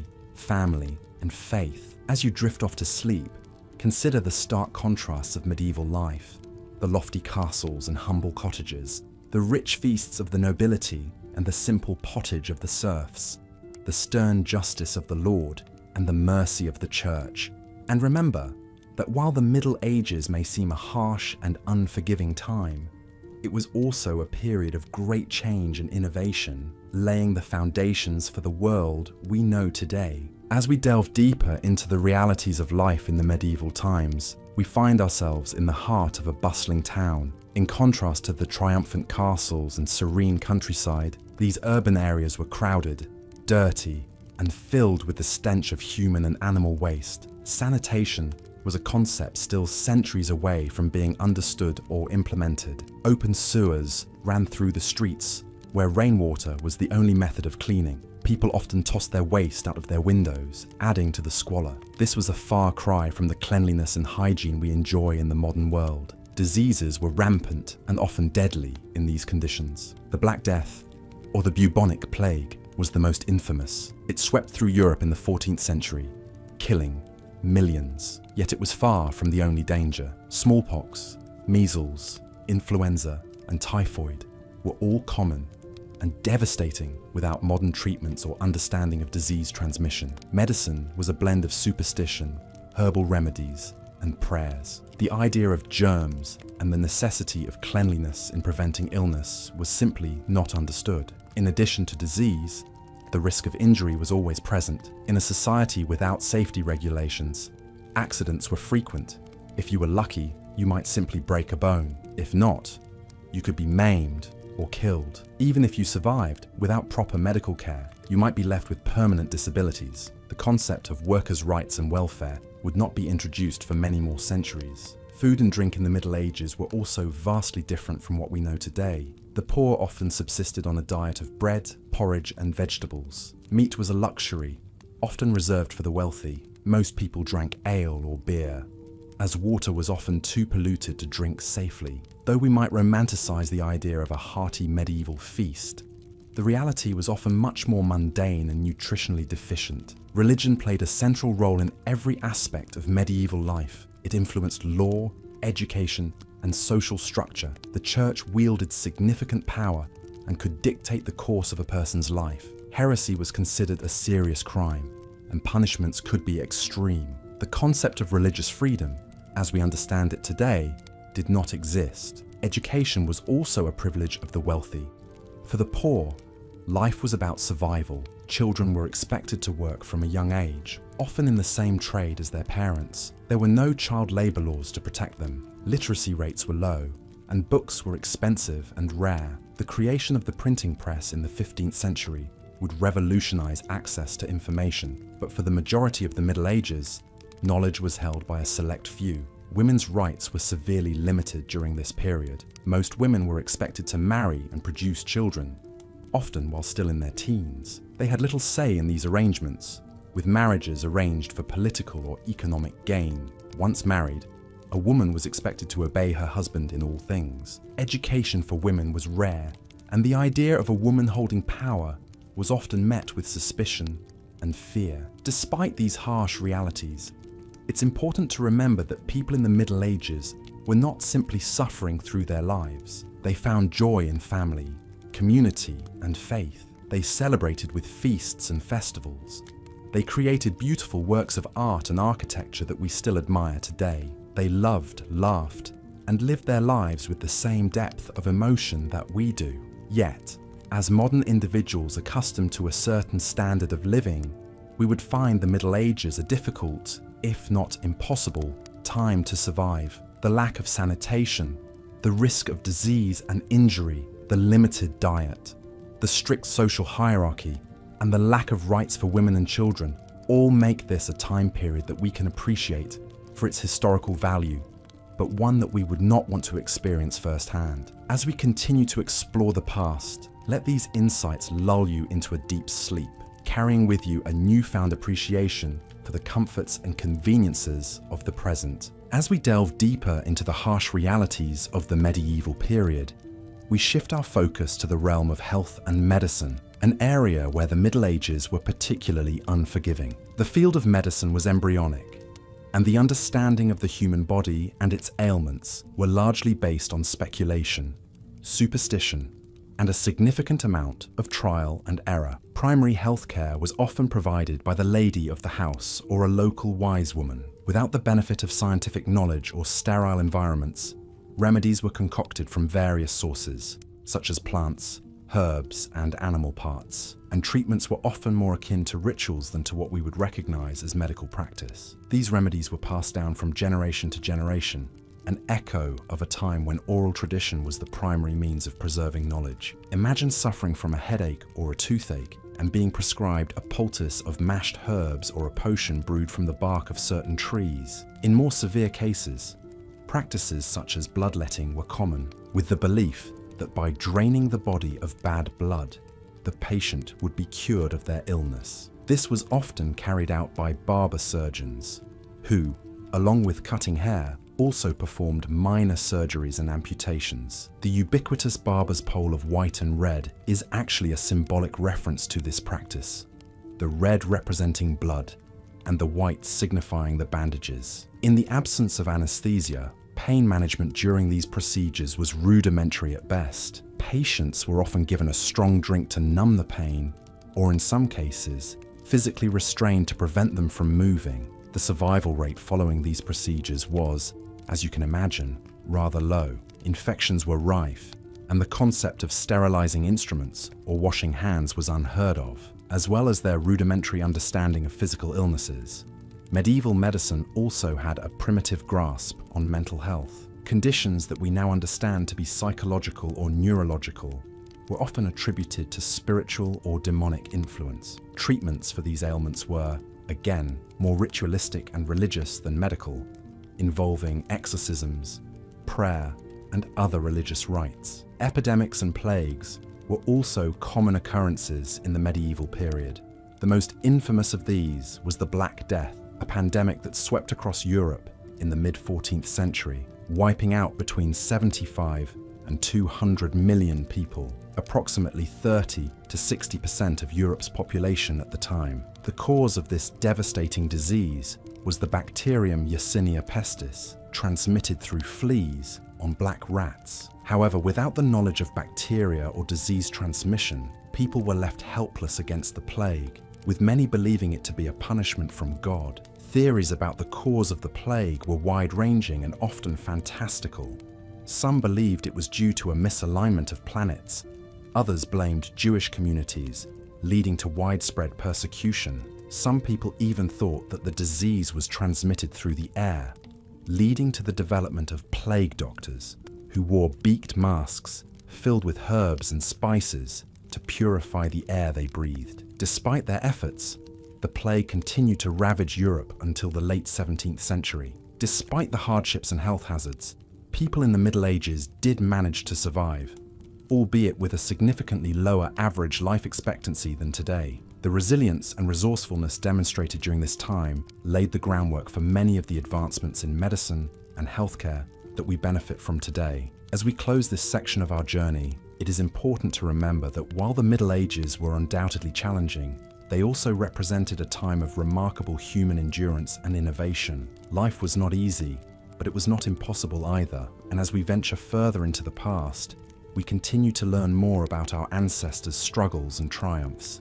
and how they shaped the world we live in today. Stay with me, dear listener, as we continue our journey into the past. As we peel back the layers of history, we learn more about the resilience of our ancestors, the challenges they faced, and the world they shaped for us to inherit.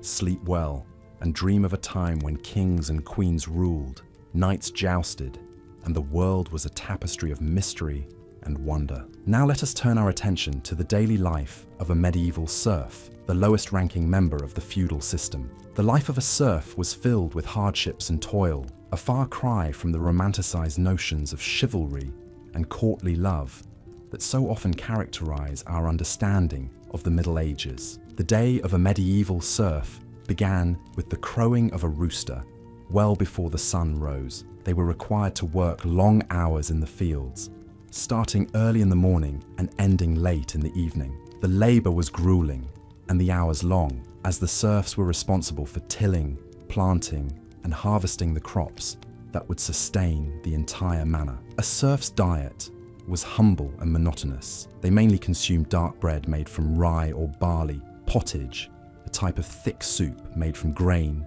peas or lentils, and ale. Meat was a luxury, seldom enjoyed. Instead, the serfs supplemented their diet with vegetables from their garden plot, and occasionally fish from the local river or stream. In terms of shelter, a medieval serf's home was simple and rudimentary. It was often a one-room structure made of wattle and daub, with a thatched roof. Inside, there were few furnishings: a rough-hewn table, some stools, perhaps a chest for storing clothes and valuables. There was no glass in the windows, and the floor was simply the bare earth, covered with straw or reeds for insulation. Despite the hardships they faced, serfs had a rich cultural life. They celebrated the changing of the seasons and the agricultural calendar with festivities and feasts. Music, dance, and storytelling were also an integral part of their lives. For serfs, the church was the center of community and spiritual life. They were obliged to attend Mass every Sunday and on holy days, providing them a respite from their labor. Religion offered them hope for a better life in the hereafter, and the church acted as a unifying force, binding the community together. However, serfdom was not a static condition. There were different ways in which a serf could gain freedom. Some bought their way out of serfdom, while others were set free by their lords as a reward for exceptional service. In some cases, a serf could also gain freedom by escaping to a city and living there for a year and a day without being claimed by their lord. The life of a serf was a life of unending toil and hardship. However, it was also a life of community, of shared experiences, of resilience in the face of adversity. It's important to remember that despite the challenges they faced, medieval serfs were not merely passive victims of their circumstances. They found ways to survive, to create joy, to forge connections with their fellow serfs, and to carve out a sense of identity amidst the constraints of their status. As we conclude this section, let us reflect on the resilience of these individuals who lived in a time so different from our own. Let us also remember that the strength of the human spirit is not confined to any particular era or social class. It is a universal quality, as timeless as history itself. As you drift off to sleep, bear in mind the strength of the serfs, who in the face of adversity found ways to survive, to create joy, and to forge connections. In the next section, we'll explore the role of women in medieval society, a topic that is often overlooked in historical narratives. The story of medieval women is a story of resistance and resilience, of navigating a world that offered them limited freedoms. But for now, let the gentle rhythms of the serf's life lull you into a deep and restful sleep. Let us now venture into the realm of medieval occupations, jobs, and trades. The work that people undertook during this period was often backbreaking and monotonous. The majority of people in the medieval period were peasants, and their lives were dictated by the seasons and the demands of the land. A peasant would rise with the sun and work until it set. Their primary occupation was farming, and the majority of their time was spent tending to the fields. The work was grueling, with long hours spent ploughing, planting, and harvesting. The tools were primitive, and the work was done mainly by hand. The physical demands of this lifestyle were immense, requiring a level of endurance and resilience that many of us in the modern world would struggle to match. A peasant's life was also one of servitude. They were tied to the land and to the lord who owned that land. In return for the right to live on and work a piece of land, a peasant owed their lord a portion of their produce and their labour. This might mean helping to repair the lord's castle, or providing a certain amount of grain each year. The peasant was also obliged to grind their grain at the lord's mill, and to purchase goods from the lord's market. These obligations were not negotiable, and failure to meet them could result in punishment, or even eviction. For those who lived in towns and cities, life was somewhat different. Here, the medieval economy was dominated by guilds. These were associations of artisans and merchants who controlled the practice of their craft in a particular town. To become a member of a guild, a person would first serve as an apprentice, learning the skills of the trade under the supervision of a master. After several years of training, the apprentice would become a journeyman and could work for wages. Finally, after proving their skill and knowledge, a journeyman could become a master and open their own workshop. Craftsmen worked long hours, often from dawn until dusk. They produced everything from clothes and shoes to furniture and tools. The work was skilled, but also repetitive and physically demanding. A blacksmith, for example, would spend hours each day hammering iron into shape. A weaver would work at their loom, creating cloth from raw wool or flax. A baker would rise before dawn to prepare bread for the day. Like peasants, craftsmen were also subject to various obligations and restrictions. They were required to pay fees to their guild and to adhere to its rules and regulations. These might dictate the quality of goods that could be produced, the prices that could be charged, and the hours that could be worked. Craftsmen were also subject to the laws and taxes of the town or city in which they lived. Even those in positions of power and privilege faced their own challenges. The nobility, for example, were obliged to provide military service to the king. This could mean leading troops into battle, or providing soldiers and equipment for the king's campaigns. Nobles were also expected to administer justice, collect taxes, and manage the lands and people under their control. These responsibilities required a level of skill and judgment that was not easily acquired. The life of a monk or nun was also far from easy. Monastic life was governed by strict rules and routines. Monks and nuns were required to pray at regular intervals throughout the day and night, and to engage in manual labor. They were also expected to live a life of poverty, chastity, and obedience. The physical demands of this lifestyle, combined with the mental and spiritual discipline it required, made it a challenging path to follow. So, in conclusion, life in the medieval period was not easy. No matter what your station in life, the work was hard, the hours were long, and the rewards were often meager. But despite these challenges, people found ways to survive and even to thrive. They developed skills and crafts that are still admired today. They built communities and institutions that have shaped the world we live in. And they left a legacy that continues to fascinate and inspire us. As we lay here, drifting into sleep, let us take a moment to appreciate the strength and resilience of our medieval ancestors. Their lives may have been hard, but they were also rich and meaningful in their own ways. As we journey back to medieval times, we find ourselves in the midst of a bustling town. The air is dense with the aroma of freshly baked bread, the sound of blacksmith hammers striking metal, and the hum of a busy market. Yet beneath this seemingly idyllic facade, a harsh reality lurked that dictated the rhythm of everyday life. Let's step into the shoes of a common peasant. As a serf, you would be part of the lowest social class, bound to the land and subject to the will of the local lord. Your day would start before sunrise, as the cock crowed, signaling the start of your labor. You'd likely live in a small, simple home made of wattle and daub, with a thatch roof, a far cry from the comforts of modern living. The home would be shared with your family and possibly some livestock, as animals were often brought inside for warmth and protection from thieves. Your diet would be far from varied or nutritious. You'd eat a lot of bread, made from barley or rye, and perhaps supplemented by vegetables like beans and cabbages. Meat would be a rare luxury, reserved for special occasions or the local lord's table. Instead, you might have a bit of cheese or a few eggs from your chickens. You would drink ale or mead, as water was often unsafe to drink. The work was backbreaking. You'd toil in the fields, planting and harvesting crops, tending to the livestock, and performing any other tasks the Lord required. The work was not only physically exhausting, but monotonous, leaving little time for leisure or personal growth. Education was a privilege reserved for the clergy and the nobility, so you'd most likely be illiterate, relying on the local priest for information about the world beyond your village. Healthcare in medieval times was primitive at best. The prevailing theory was that of the four humours: blood, phlegm, black bile, and yellow bile. It was believed that illness was caused by an imbalance of these humours, and treatments often involved bloodletting or purging. Without the knowledge of germs or proper sanitation, disease spread quickly, and life expectancy was low. The church played a significant role in everyday life. Sundays and holy days were reserved for worship, and failing to attend Mass could result in punishment. The church was also the centre of social life, where villagers gathered for festivals and fairs. However, the church also wielded significant power and could excommunicate anyone who violated its laws, effectively cutting them off from society. As a serf, you wouldn't have the freedom to choose your own destiny.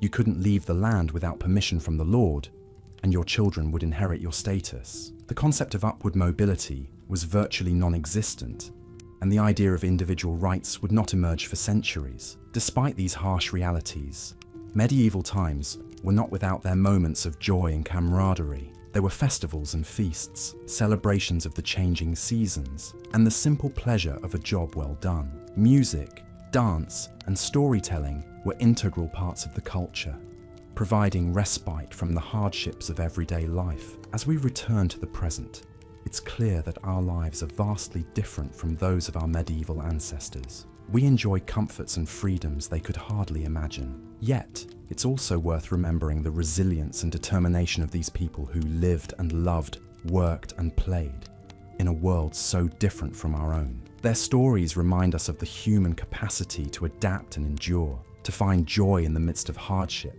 and to create a sense of community and purpose, even in the most challenging circumstances. As we continue our journey through the daily life of a person in the medieval period, let's turn our attention to the aspect of health and medicine. If you were living in medieval times, you might find the healthcare system significantly different from what we know today. The understanding of disease, its causes and treatment was extremely limited, and life expectancy was short due to various health problems. The knowledge of anatomy was rudimentary at best. The practice of dissecting human bodies to understand their workings was considered taboo and often illegal, leaving many physicians to guess at the inner workings of the human body. This lack of understanding led to many misconceptions and misdiagnoses. The belief in the four humours, black bile, yellow bile, phlegm, and blood, was prevalent. These were thought to be bodily fluids that needed to be in balance for a person to stay healthy. Any imbalance was considered the root cause of all diseases and illnesses. In terms of treatment, bloodletting was a common practice. The idea was to drain the body of excess bad humours. Leeches were often used for this purpose. In today's medical understanding, this practice is largely considered harmful and ineffective, but in medieval times, it was a widely accepted form of treatment, often leading to weakness and sometimes death due to loss of blood. Hygiene, or the lack thereof, was another factor that would make it hard for a modern person to survive in medieval times. Bathing was not a regular practice and was often considered an indulgence. The concept of germs and sanitation was not understood, leading to widespread diseases. The Black Death, a plague that wiped out a third of Europe's population in the 14th century, is a stark testament to this lack of sanitation and understanding of disease transmission. Medieval diet also played a significant role in the health of the people. The lower classes subsisted on a diet of mostly grain, like barley and rye, with little meat or fresh fruit and vegetables. This lack of a balanced diet often led to malnutrition, weakening the immune system and making people more susceptible to diseases. Dentistry, too, was a field in its infancy. Tooth decay was a common problem, often leading to dangerous infections. Without the understanding of dental hygiene and effective treatments, toothaches were often a lifelong issue for many. Childbirth was a particularly dangerous time for women. There was a lack of understanding about cleanliness and the need for sterile environments during childbirth, leading to a high rate of maternal and infant mortality. Midwives, not formally trained physicians, usually attended births.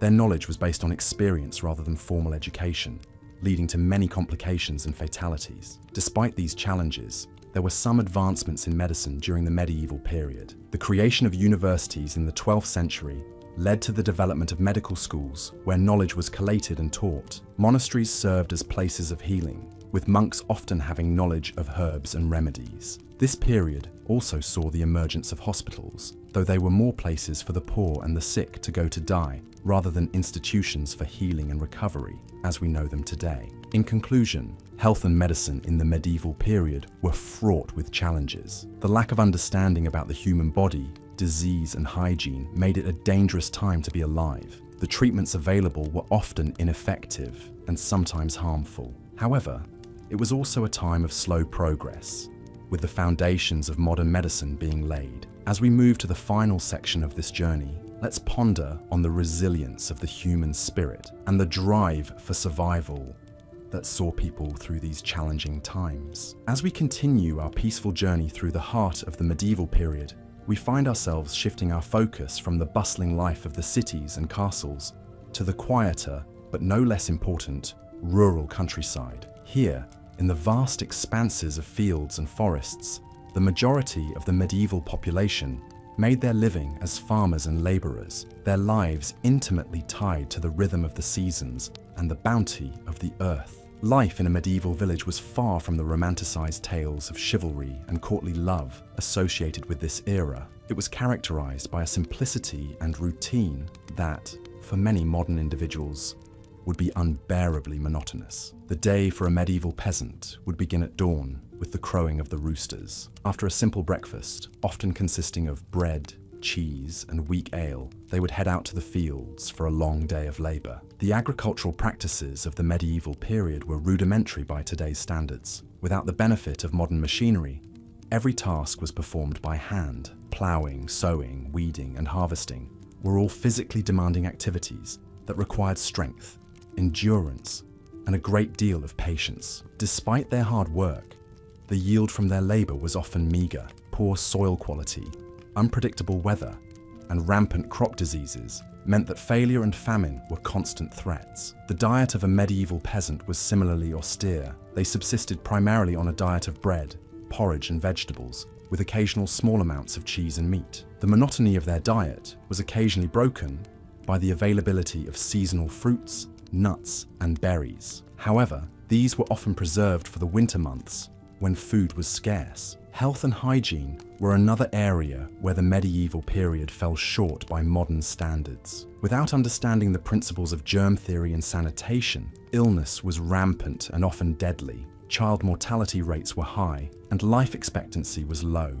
Common ailments like toothaches, colds, and digestive issues were often treated with a mix of folk remedies and superstition. More serious illnesses, like the plague, could wipe out entire communities. Despite these hardships, the life of a medieval peasant was not without its small joys and comforts. The village was a close-knit community where everyone knew each other, and social activities like dances, feasts, and fairs provided much-needed relief from the daily grind. The church, too, was a central part of village life, providing spiritual comfort and a sense of order in a world that was often chaotic and unpredictable. The medieval period was also a time of innovation and progress in many areas. Advances in technology, such as the heavy plough and the horse collar, made farming more efficient. The establishment of guilds and the development of trade routes helped stimulate economic growth. The construction of cathedrals, castles, and universities reflected the period's artistic and intellectual achievements. Yet, for all its progress, the medieval world was a place of profound inequality.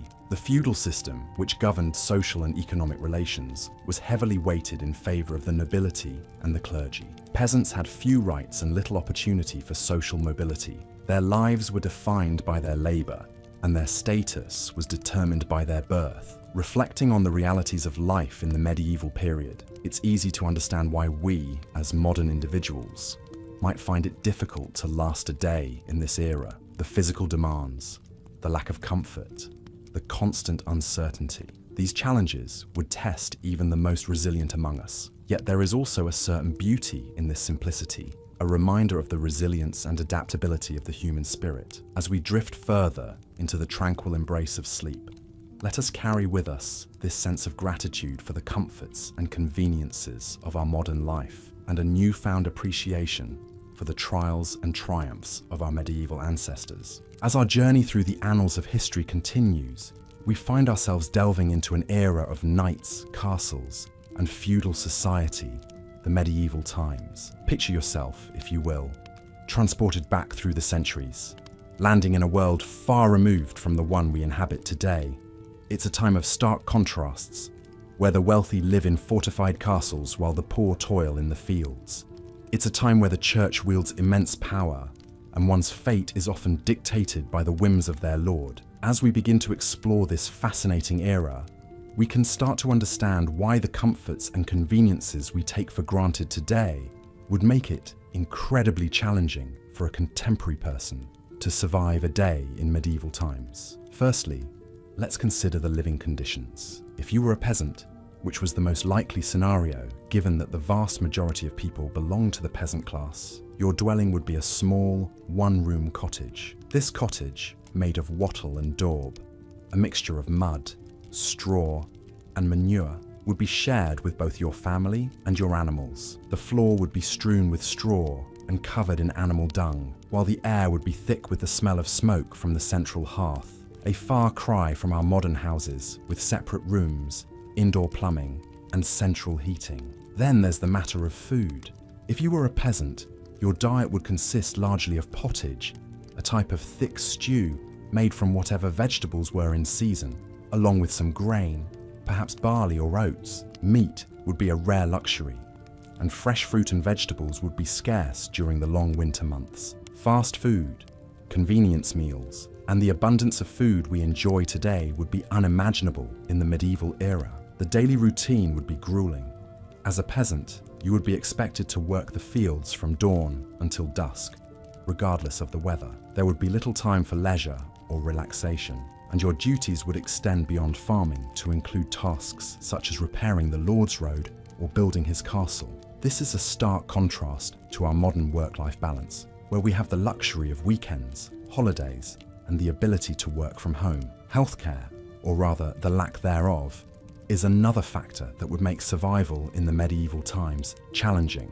Without our modern understanding of germs and disease, medieval doctors often resorted to dubious treatments such as bloodletting and leech therapy. Add to this a lack of sanitation and the prevalence of diseases such as the plague, and it's clear that staying healthy in the medieval era would be a formidable task. In addition to these physical challenges, there would also be social and cultural obstacles to navigate. As a peasant, your life would be governed by the will of the lord of the manor. You could be called upon to fight in his wars, and your life would be subject to the whims of his justice. The concept of individual rights and freedoms, which we take for granted today, would be largely absent in the medieval era. And let's not forget about the influence of the church. In the medieval times, the church was not just a place of worship, but also a significant political and social institution. The church dictated moral standards, influenced laws, and even played a role in education. The concept of religious freedom,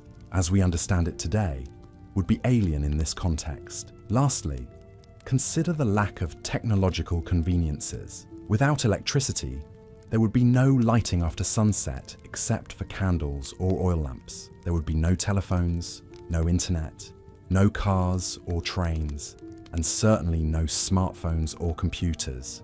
Even simple tasks such as washing clothes or preparing food would be labor-intensive and time-consuming. In conclusion, while the medieval era is a fascinating period to study, it's clear that the harsh living conditions, the lack of modern conveniences, and the rigid social structures would make it incredibly difficult for a person from our time to survive a day in this era. But as we continue to delve deeper into this period, we'll gain a greater appreciation for the resilience and ingenuity of our ancestors, who not only survived, but thrived in these challenging times. So, as you drift off to sleep tonight, spare a thought for our medieval ancestors and take a moment to appreciate the comforts and conveniences of our modern world. And remember, history is not just about understanding the past, but also about gaining perspective on the present. Good night. As the early morning fog lifts slowly from the cobblestone streets, we find ourselves in a bustling medieval town centre. The air is filled with noise, the clatter of horse hooves, the chatter of townsfolk, the hammering of blacksmiths, and the cry of street vendors. Life in the medieval times was far from quiet, a cacophony of sounds from dawn to dusk, a symphony of existence in an era that was anything but peaceful. If you were a serf, the lowest social class, your day would begin long before the sun rose. Serfs were bound to the land, effectively owned by the local lord. They had no rights and were forced to work long hours, often in the fields, tending to crops and livestock. Despite the backbreaking labor, serfs were not paid.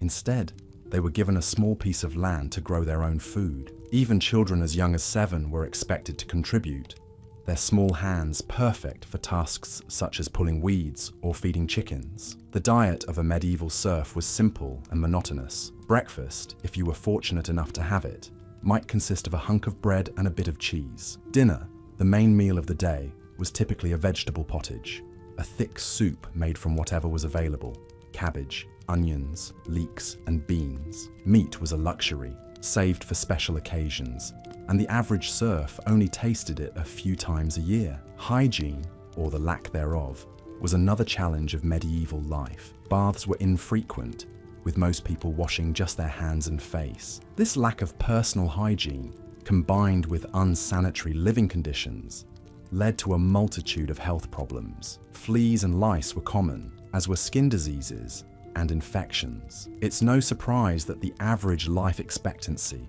was only around 30 years. Medieval towns were not only noisy and dirty, they were also dangerous places to live. Without a police force, crime was rampant and punishment was harsh. Thieves could be publicly humiliated in the stocks, while more serious crimes could result in execution. Fire was another ever-present danger. Most buildings were made of wood and packed closely together, so a single spark could result in a devastating blaze. For the nobility, life was considerably more comfortable, but it had its own set of challenges. The noble class was expected to provide military service to the king, which often meant leaving home for months at a time. Women in the noble class had a little more freedom than their peasant counterparts, but they were still expected to marry for political advantage and produce heirs. Medieval life was a constant struggle for survival. From the backbreaking labor of serfs to the political maneuvering of nobility,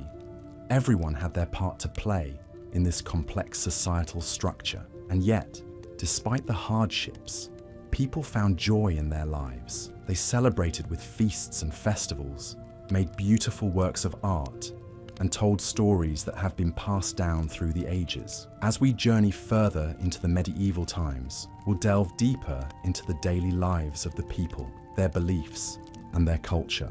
We'll explore the role of the church, the rise of universities, and the flowering of literature and art. Despite the hardships, there's a lot to admire about this resilient society, which has left an indelible mark on our own. And as the twilight descends on our medieval town, we are left with a sense of awe and appreciation for the people who lived, loved, and survived in these challenging times. So, as you drift off to sleep, let your mind wander through the cobblestone streets, the bustling markets, and the grand castles of the medieval times. Picture the serfs tending to their fields, the nobility riding off to war, and the children playing in the streets. Despite the hardships, there's a beauty and resilience in this era that continues to captivate us centuries later. And as you drift off to sleep, let the sounds, sights, and stories of the medieval times lull you into peaceful dreams. As we delve deeper into the daily life of people in medieval times,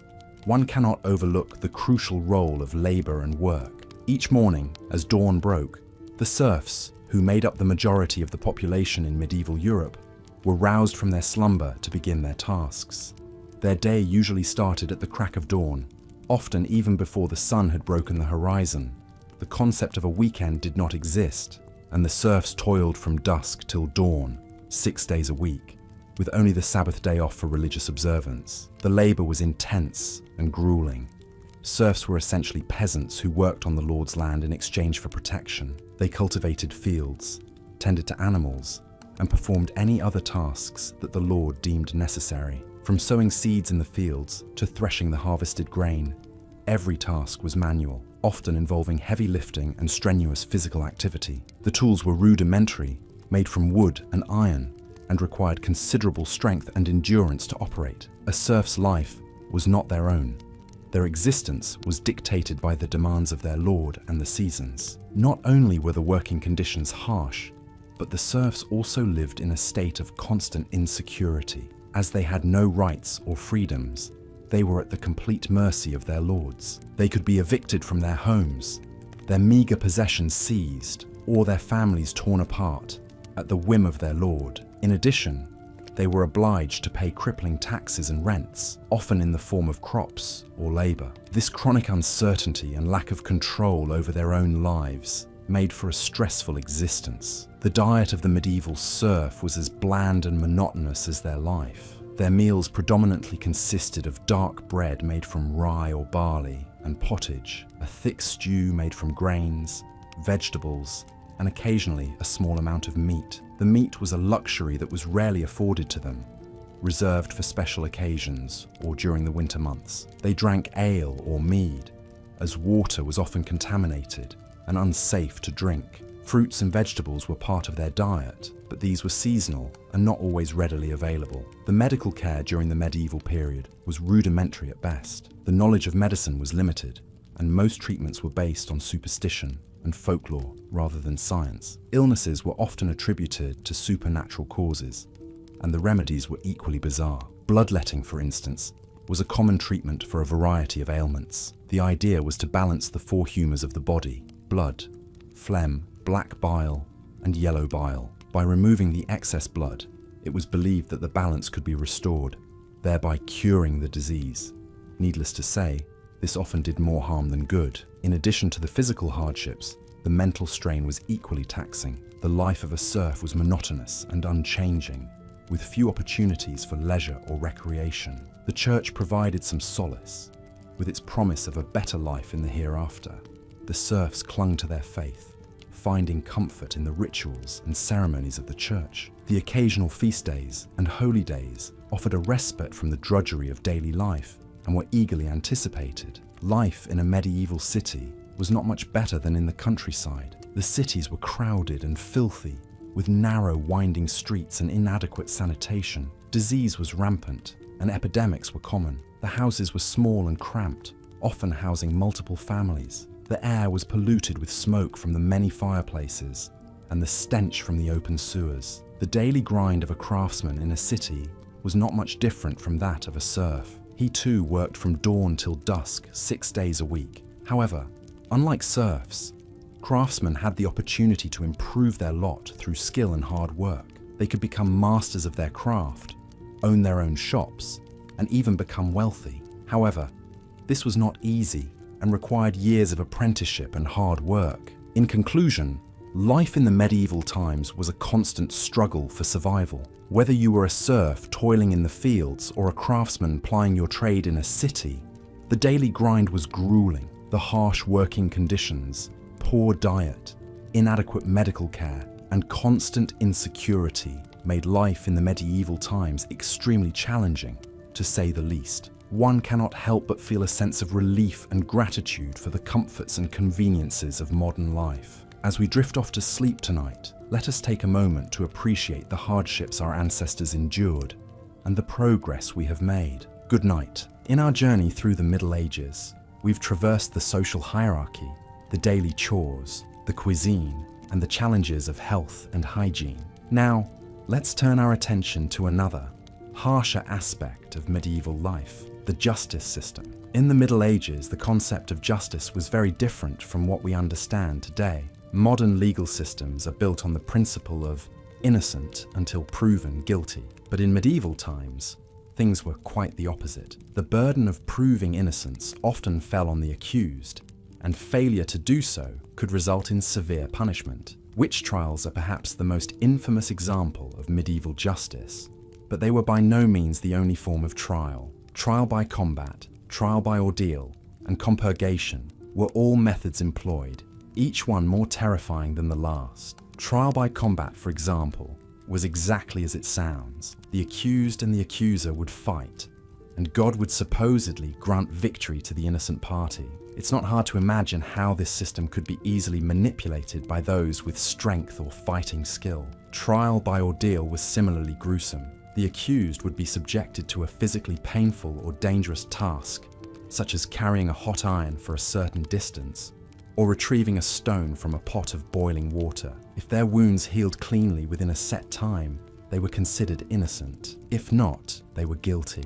This method was based on the belief that God would intervene on behalf of the innocent, a notion that seems dangerously naive to us now. Compurgation, on the other hand, required the accused to swear an oath of innocence, backed by a group of oath helpers who would vouch for their honesty. This method relied heavily on one's reputation within the community and could be easily skewed by personal bias. Punishments for crimes varied widely, from fines to corporal punishment to death. The severity of the punishment often depended on the social status of the accused and the nature of the crime. For instance, a nobleman might be fined for a crime that would earn a peasant a whipping or worse. Beyond the legal system, violence was a common part of everyday life in the Middle Ages. Raids and skirmishes were frequent, and personal safety was far from guaranteed. The lack of a centralized police force meant that people had to take their safety into their own hands, often leading to brutal reprisals and cycles of violence. And then there were the wars. The Middle Ages were a time of near constant conflict, from the Crusades to the 100 Years' War. These wars were not only deadly, but also incredibly disruptive to everyday life. They could lead to food shortages, displacement, and widespread destruction. In addition to these physical hardships, the psychological toll of living in such uncertain times cannot be understated. The constant threat of violence, the fear of accusation, and the general unpredictability of life would have been incredibly stressful. It's hard to imagine getting a good night's sleep under such conditions. Despite these hardships, people in the Middle Ages found ways to adapt and survive. They developed systems of mutual aid and protection, like guilds and confraternities. They sought solace in religion and found joy in festivals and feasts. But even so, it's clear that life in the Middle Ages was far from easy. The harsh realities of medieval justice, the ever-present threat of violence, and the psychological stress of living in such a time would be enough to challenge even the hardiest of souls. It's a stark reminder of how far we've come, and a testament to the resilience of the human spirit. As we close this chapter, let's take a moment to appreciate the relative comfort and security of our modern lives. While we still face challenges and uncertainties, they pale in comparison to the trials of medieval times. So, as you drift off to sleep, be grateful for the peace and safety of your own bed, and for the progress that has been made over the centuries. Good night. In our exploration of life in the medieval times, we now come to the matter of law and order, a topic that further underscores why a modern individual might find survival difficult in this era. The legal system of the Middle Ages was quite different from the one we are familiar with today. Rather than being a unified, codified structure, it was a patchwork of local laws and customs, overlaid with the edicts of lords, kings, and the church. This system was often arbitrary and harsh, reflecting the harsh realities of medieval life. In many ways, the medieval legal system was a reflection of the feudal system that dominated the political landscape. Lords, had wide-ranging powers over their vassals and serfs, including the right to administer justice and punish crimes. They often acted as judge, jury, and executioner, and their decisions could be influenced by personal biases or vendettas. Moreover, justice was often meted out in public spectacles designed to deter others from committing crimes, a far cry from our modern ideas of due process and the right to a fair trial. In addition to this, there were a number of punishments and penalties that could be imposed for various crimes, many of which were incredibly harsh by today's standards. For example, thieves could be branded or mutilated, while murderers might be sentenced to death by hanging or beheading. Even lesser offences, such as slander or defamation, could result in public humiliation or corporal punishment. And while we're on the topic of crime, let's not forget about the concept of trial by ordeal. This was a practice whereby the accused was subjected to a physically dangerous or painful test to determine their guilt or innocence. The idea was that God would intervene to protect the innocent and punish the guilty. For instance, in the ordeal of hot iron, the accused was made to carry a red-hot piece of iron. If their hand healed cleanly within a certain period of time, they were deemed innocent. If not, they were found guilty. The church also played a significant role in the medieval legal system. Ecclesiastical courts, which were run by the church, dealt with cases involving clergy members, as well as certain types of moral offences. These courts followed their own set of rules, known as canon law, which was based on biblical teachings and the writings of church fathers. Penalties could range from excommunication to penance, such as fasting or making a pilgrimage. Yet despite its many flaws and harshness, the medieval legal system did have some redeeming qualities. For instance, it recognized the concept of sanctuary, which allowed criminals to seek refuge in a church and be protected from arrest. This offered a route to mercy and forgiveness, in line with Christian teachings of the time. Moreover, the system also laid the groundwork for many of the legal principles and institutions that we take for granted today. For example, the Magna Carta, a landmark document signed in 1215, established the principle that the king was subject to the law, not above it. This marked a significant step towards the rule of law, a concept that is central to our modern legal system. So, while the medieval legal system was undoubtedly harsh and unpredictable, it was also a product of its time, reflecting the social norms and religious beliefs of the period. And while most of us would undoubtedly struggle to navigate its complexities and deal with its brutalities, it's also worth remembering that it was part of a broader historical process, one that eventually led to the development of more fair and equitable systems of justice. It's a reminder that, for all its brutality and unfairness, the past can also be a source of learning and growth. In our next section, we'll delve into the world of medieval warfare, another aspect of life in the Middle Ages that would certainly pose challenges for a modern individual. From the chivalrous knights and their code of honor to the large-scale battles and sieges, we'll explore the realities of combat in this era and the toll it took on those who lived through it. So, as you drift off to sleep, let your mind wander to these distant, tumultuous times, and remember that the struggles and hardships of the past have helped shape the world we live in today. As we delve deeper into the medieval period, it's important to remember that life in this era was not a romanticized adventure, often depicted in tales of knights and damsels. It was a time of hardship, constant work, and survival. Let's explore further. Imagine waking up at the crack of dawn, not to the sound of a blaring alarm clock, but to the crowing of a rooster or the tolling of a church bell. Your bed would be a straw pallet, shared with other family members for warmth. You would rise, rubbing sleep from your eyes, and start your day of strenuous labor. This would be your daily routine, 7 days a week. There were no weekends, holidays, or vacations in medieval times. The concept of leisure time was alien, and the day was strictly divided into periods of work, prayer, and sleep. Most people in medieval times were peasant farmers, living in small rural communities. Their lives were governed by the seasons and the cycle of crops. Spring would be a time of ploughing and planting. Summer was for tending the fields. Autumn was the harvest, and winter was a time of preparation for the next year. The work was backbreaking, done with simple tools that required great physical effort. Peasants would toil in the fields from dawn till dusk, with only a brief pause for a midday meal. Food was a constant preoccupation in medieval times, as it determined survival. The diet was monotonous and consisted largely of dark, coarse bread made from rye or barley. Peasants might supplement this with vegetables from their garden, such as beans, peas, onions, and cabbages. Meat was a luxury, usually only available on special occasions.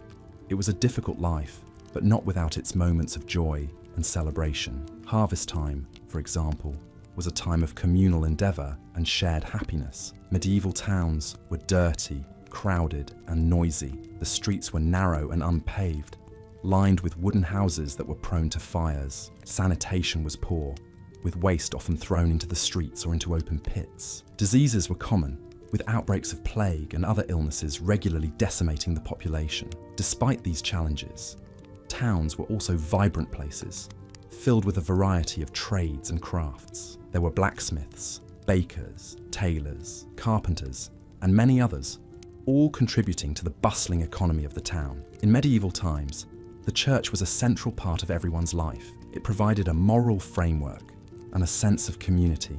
It offered hope and solace in a harsh world, with the promise of eternal life in heaven. The church controlled many aspects of daily life, including education. Most people were illiterate, and the few who could read and write were usually members of the clergy. Medieval medicine was a mixture of superstition, herbal remedies, and religious belief. Doctors were rare and expensive, so most people relied on the local wise woman or herbalist for treatment. Many diseases and injuries were beyond the understanding and capability of medieval medicine, leading to high rates of mortality. Warfare was a constant threat in medieval times. Knights and soldiers were highly trained in combat, but the majority of fighting men were ordinary peasants, called up to serve their lord in times of conflict. Battles were brutal and bloody affairs, with no concept of human rights or the treatment of prisoners. Despite the hardships and dangers of medieval life, people found ways to enjoy themselves. There were festivals and feasts, dances and games.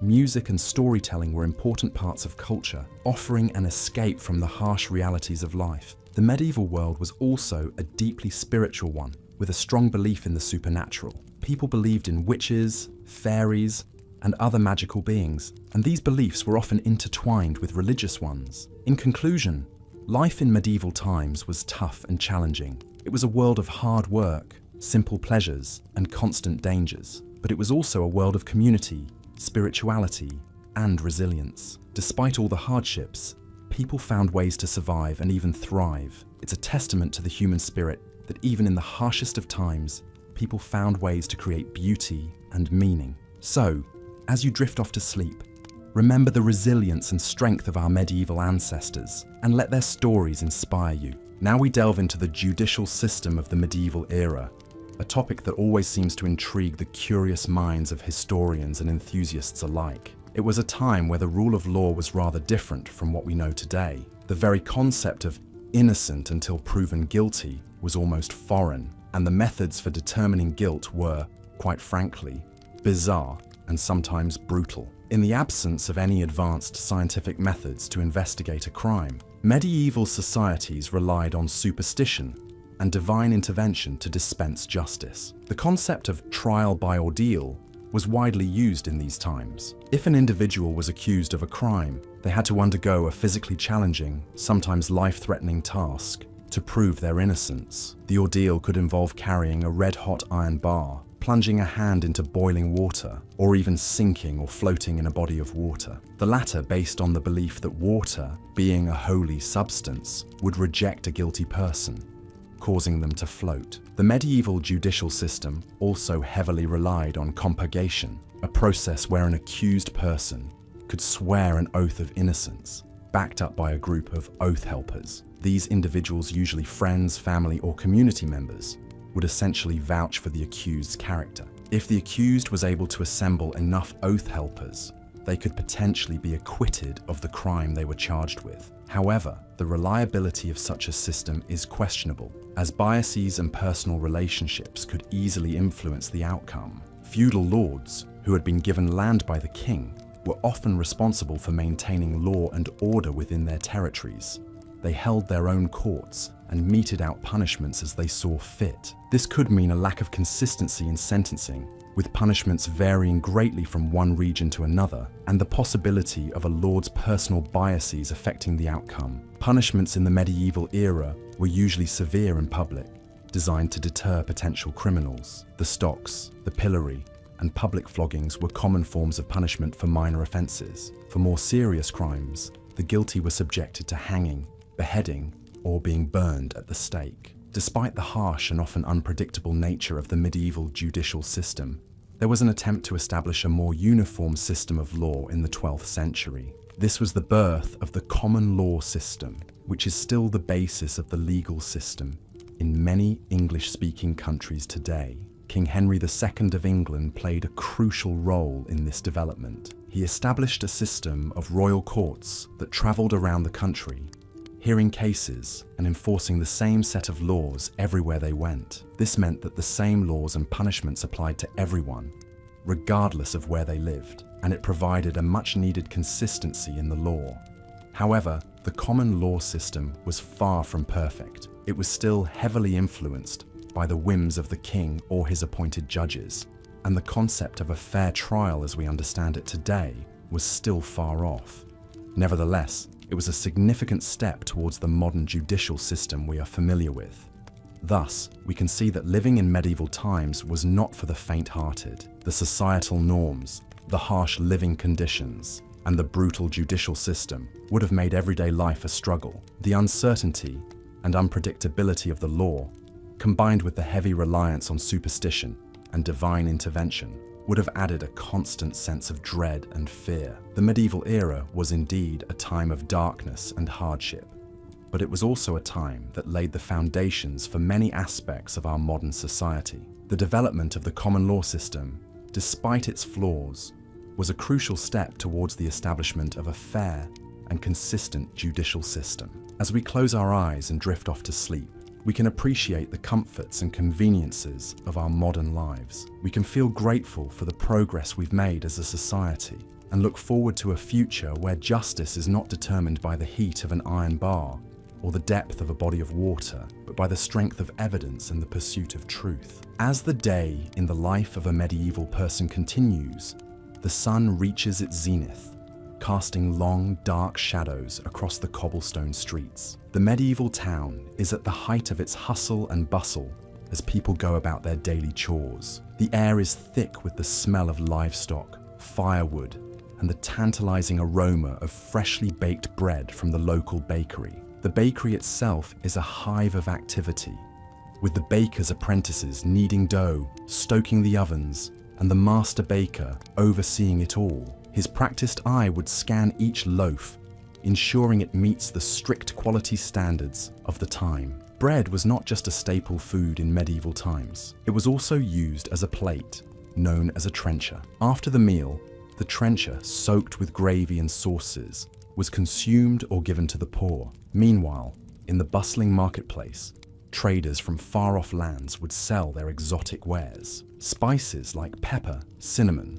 cloves, and ginger, considered a luxury in medieval times, would be displayed in small, ornate boxes, their fragrant aroma tantalizing passers-by. Merchants would loudly advertise their goods, competing with each other to attract customers. The marketplace was also a place where news and gossip were exchanged, adding a social dimension to the commerce of the day. At the edge of the town, the local blacksmith would be hard at work. The rhythmic sound of his hammer striking metal would echo through the streets. The blacksmith's role was crucial in a medieval town. They made and repaired everything from horseshoes to weaponry, from tools to nails. The blacksmith was often a respected figure, not just for his essential skills, but also because he worked with fire and metal, elements that were thought to have mystical properties.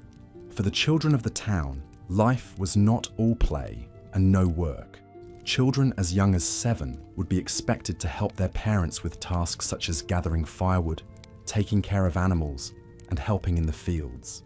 Yet, they would also find time for games. Children in medieval times played a variety of games, many of which are still enjoyed today. Marbles, hopscotch, and tag were all popular pastimes. As the afternoon sun began its descent, the monotonous tolling of the church bell would call the townsfolk to prayer. The church was the heartbeat of a medieval town. Not only was it a place of worship, but also a community centre where important decisions were made and disputes were settled. The clergy not only provided spiritual guidance, but also education, as the ability to read and write was limited to a privileged few. At the local castle, the lord and his lady would be involved in managing their estate. The lord was responsible for providing protection to his people and maintaining law and order. He would also have judicial duties, presiding over court cases brought before him. The lady of the castle had her own responsibilities, which included managing the household, supervising servants,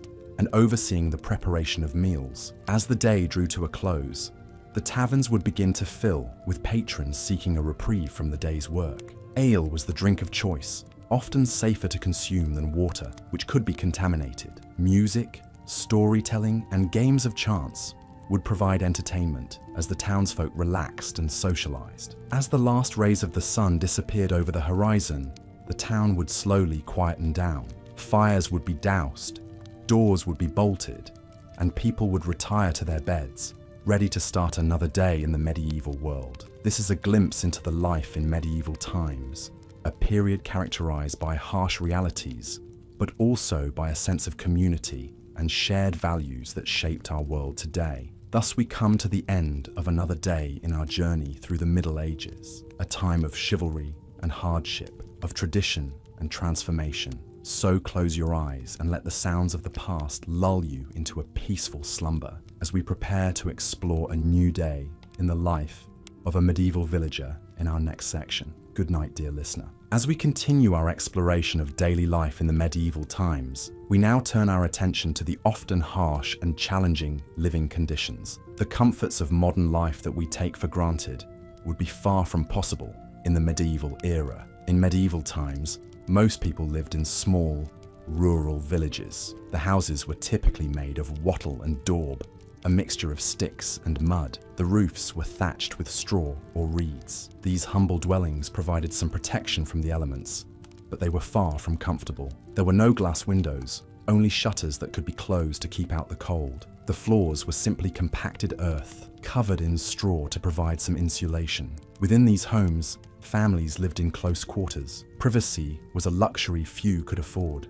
In most cases, the entire family would sleep in the same room, often in the same bed. Furniture was sparse, consisting of a table, perhaps a few benches or stools, and a chest for storing belongings. Life was dictated by the rhythms of nature. People rose with the sun and went to bed when it set. They ate what they could grow or raise themselves. The diet was predominantly plant-based, with a heavy reliance on grains. Bread was the staple food, supplemented by vegetables, fruits, and occasionally meat. Medieval people had to be self-reliant. They made their own clothes, grew their own food, and built their own homes. They had to know how to care for animals, mend fences, and repair tools. Every member of the family had a role to play, from the youngest child to the oldest adult. Healthcare, as we understand it today, did not exist.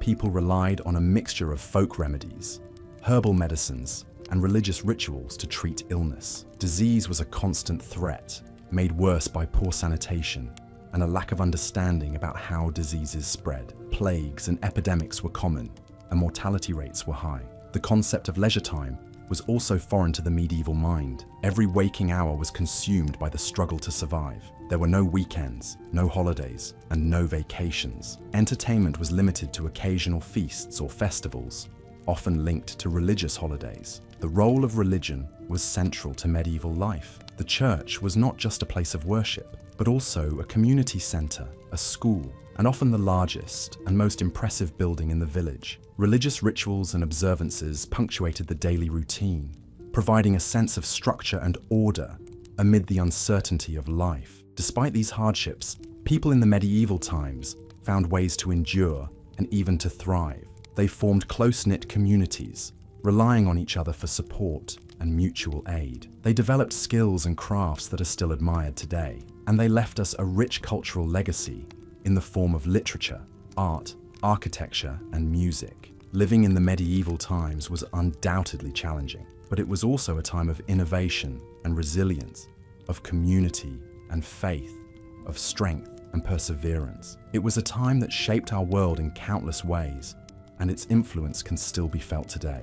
As we come to the end of our exploration of the medieval era, let us remember not just the hardships and challenges, but also the achievements and the enduring legacy of this fascinating period in history. As we drift off to sleep, we can take comfort in the knowledge that we are the beneficiaries of centuries of human ingenuity and resilience, and that we stand on the shoulders of those who came before us. Good night and sleep well.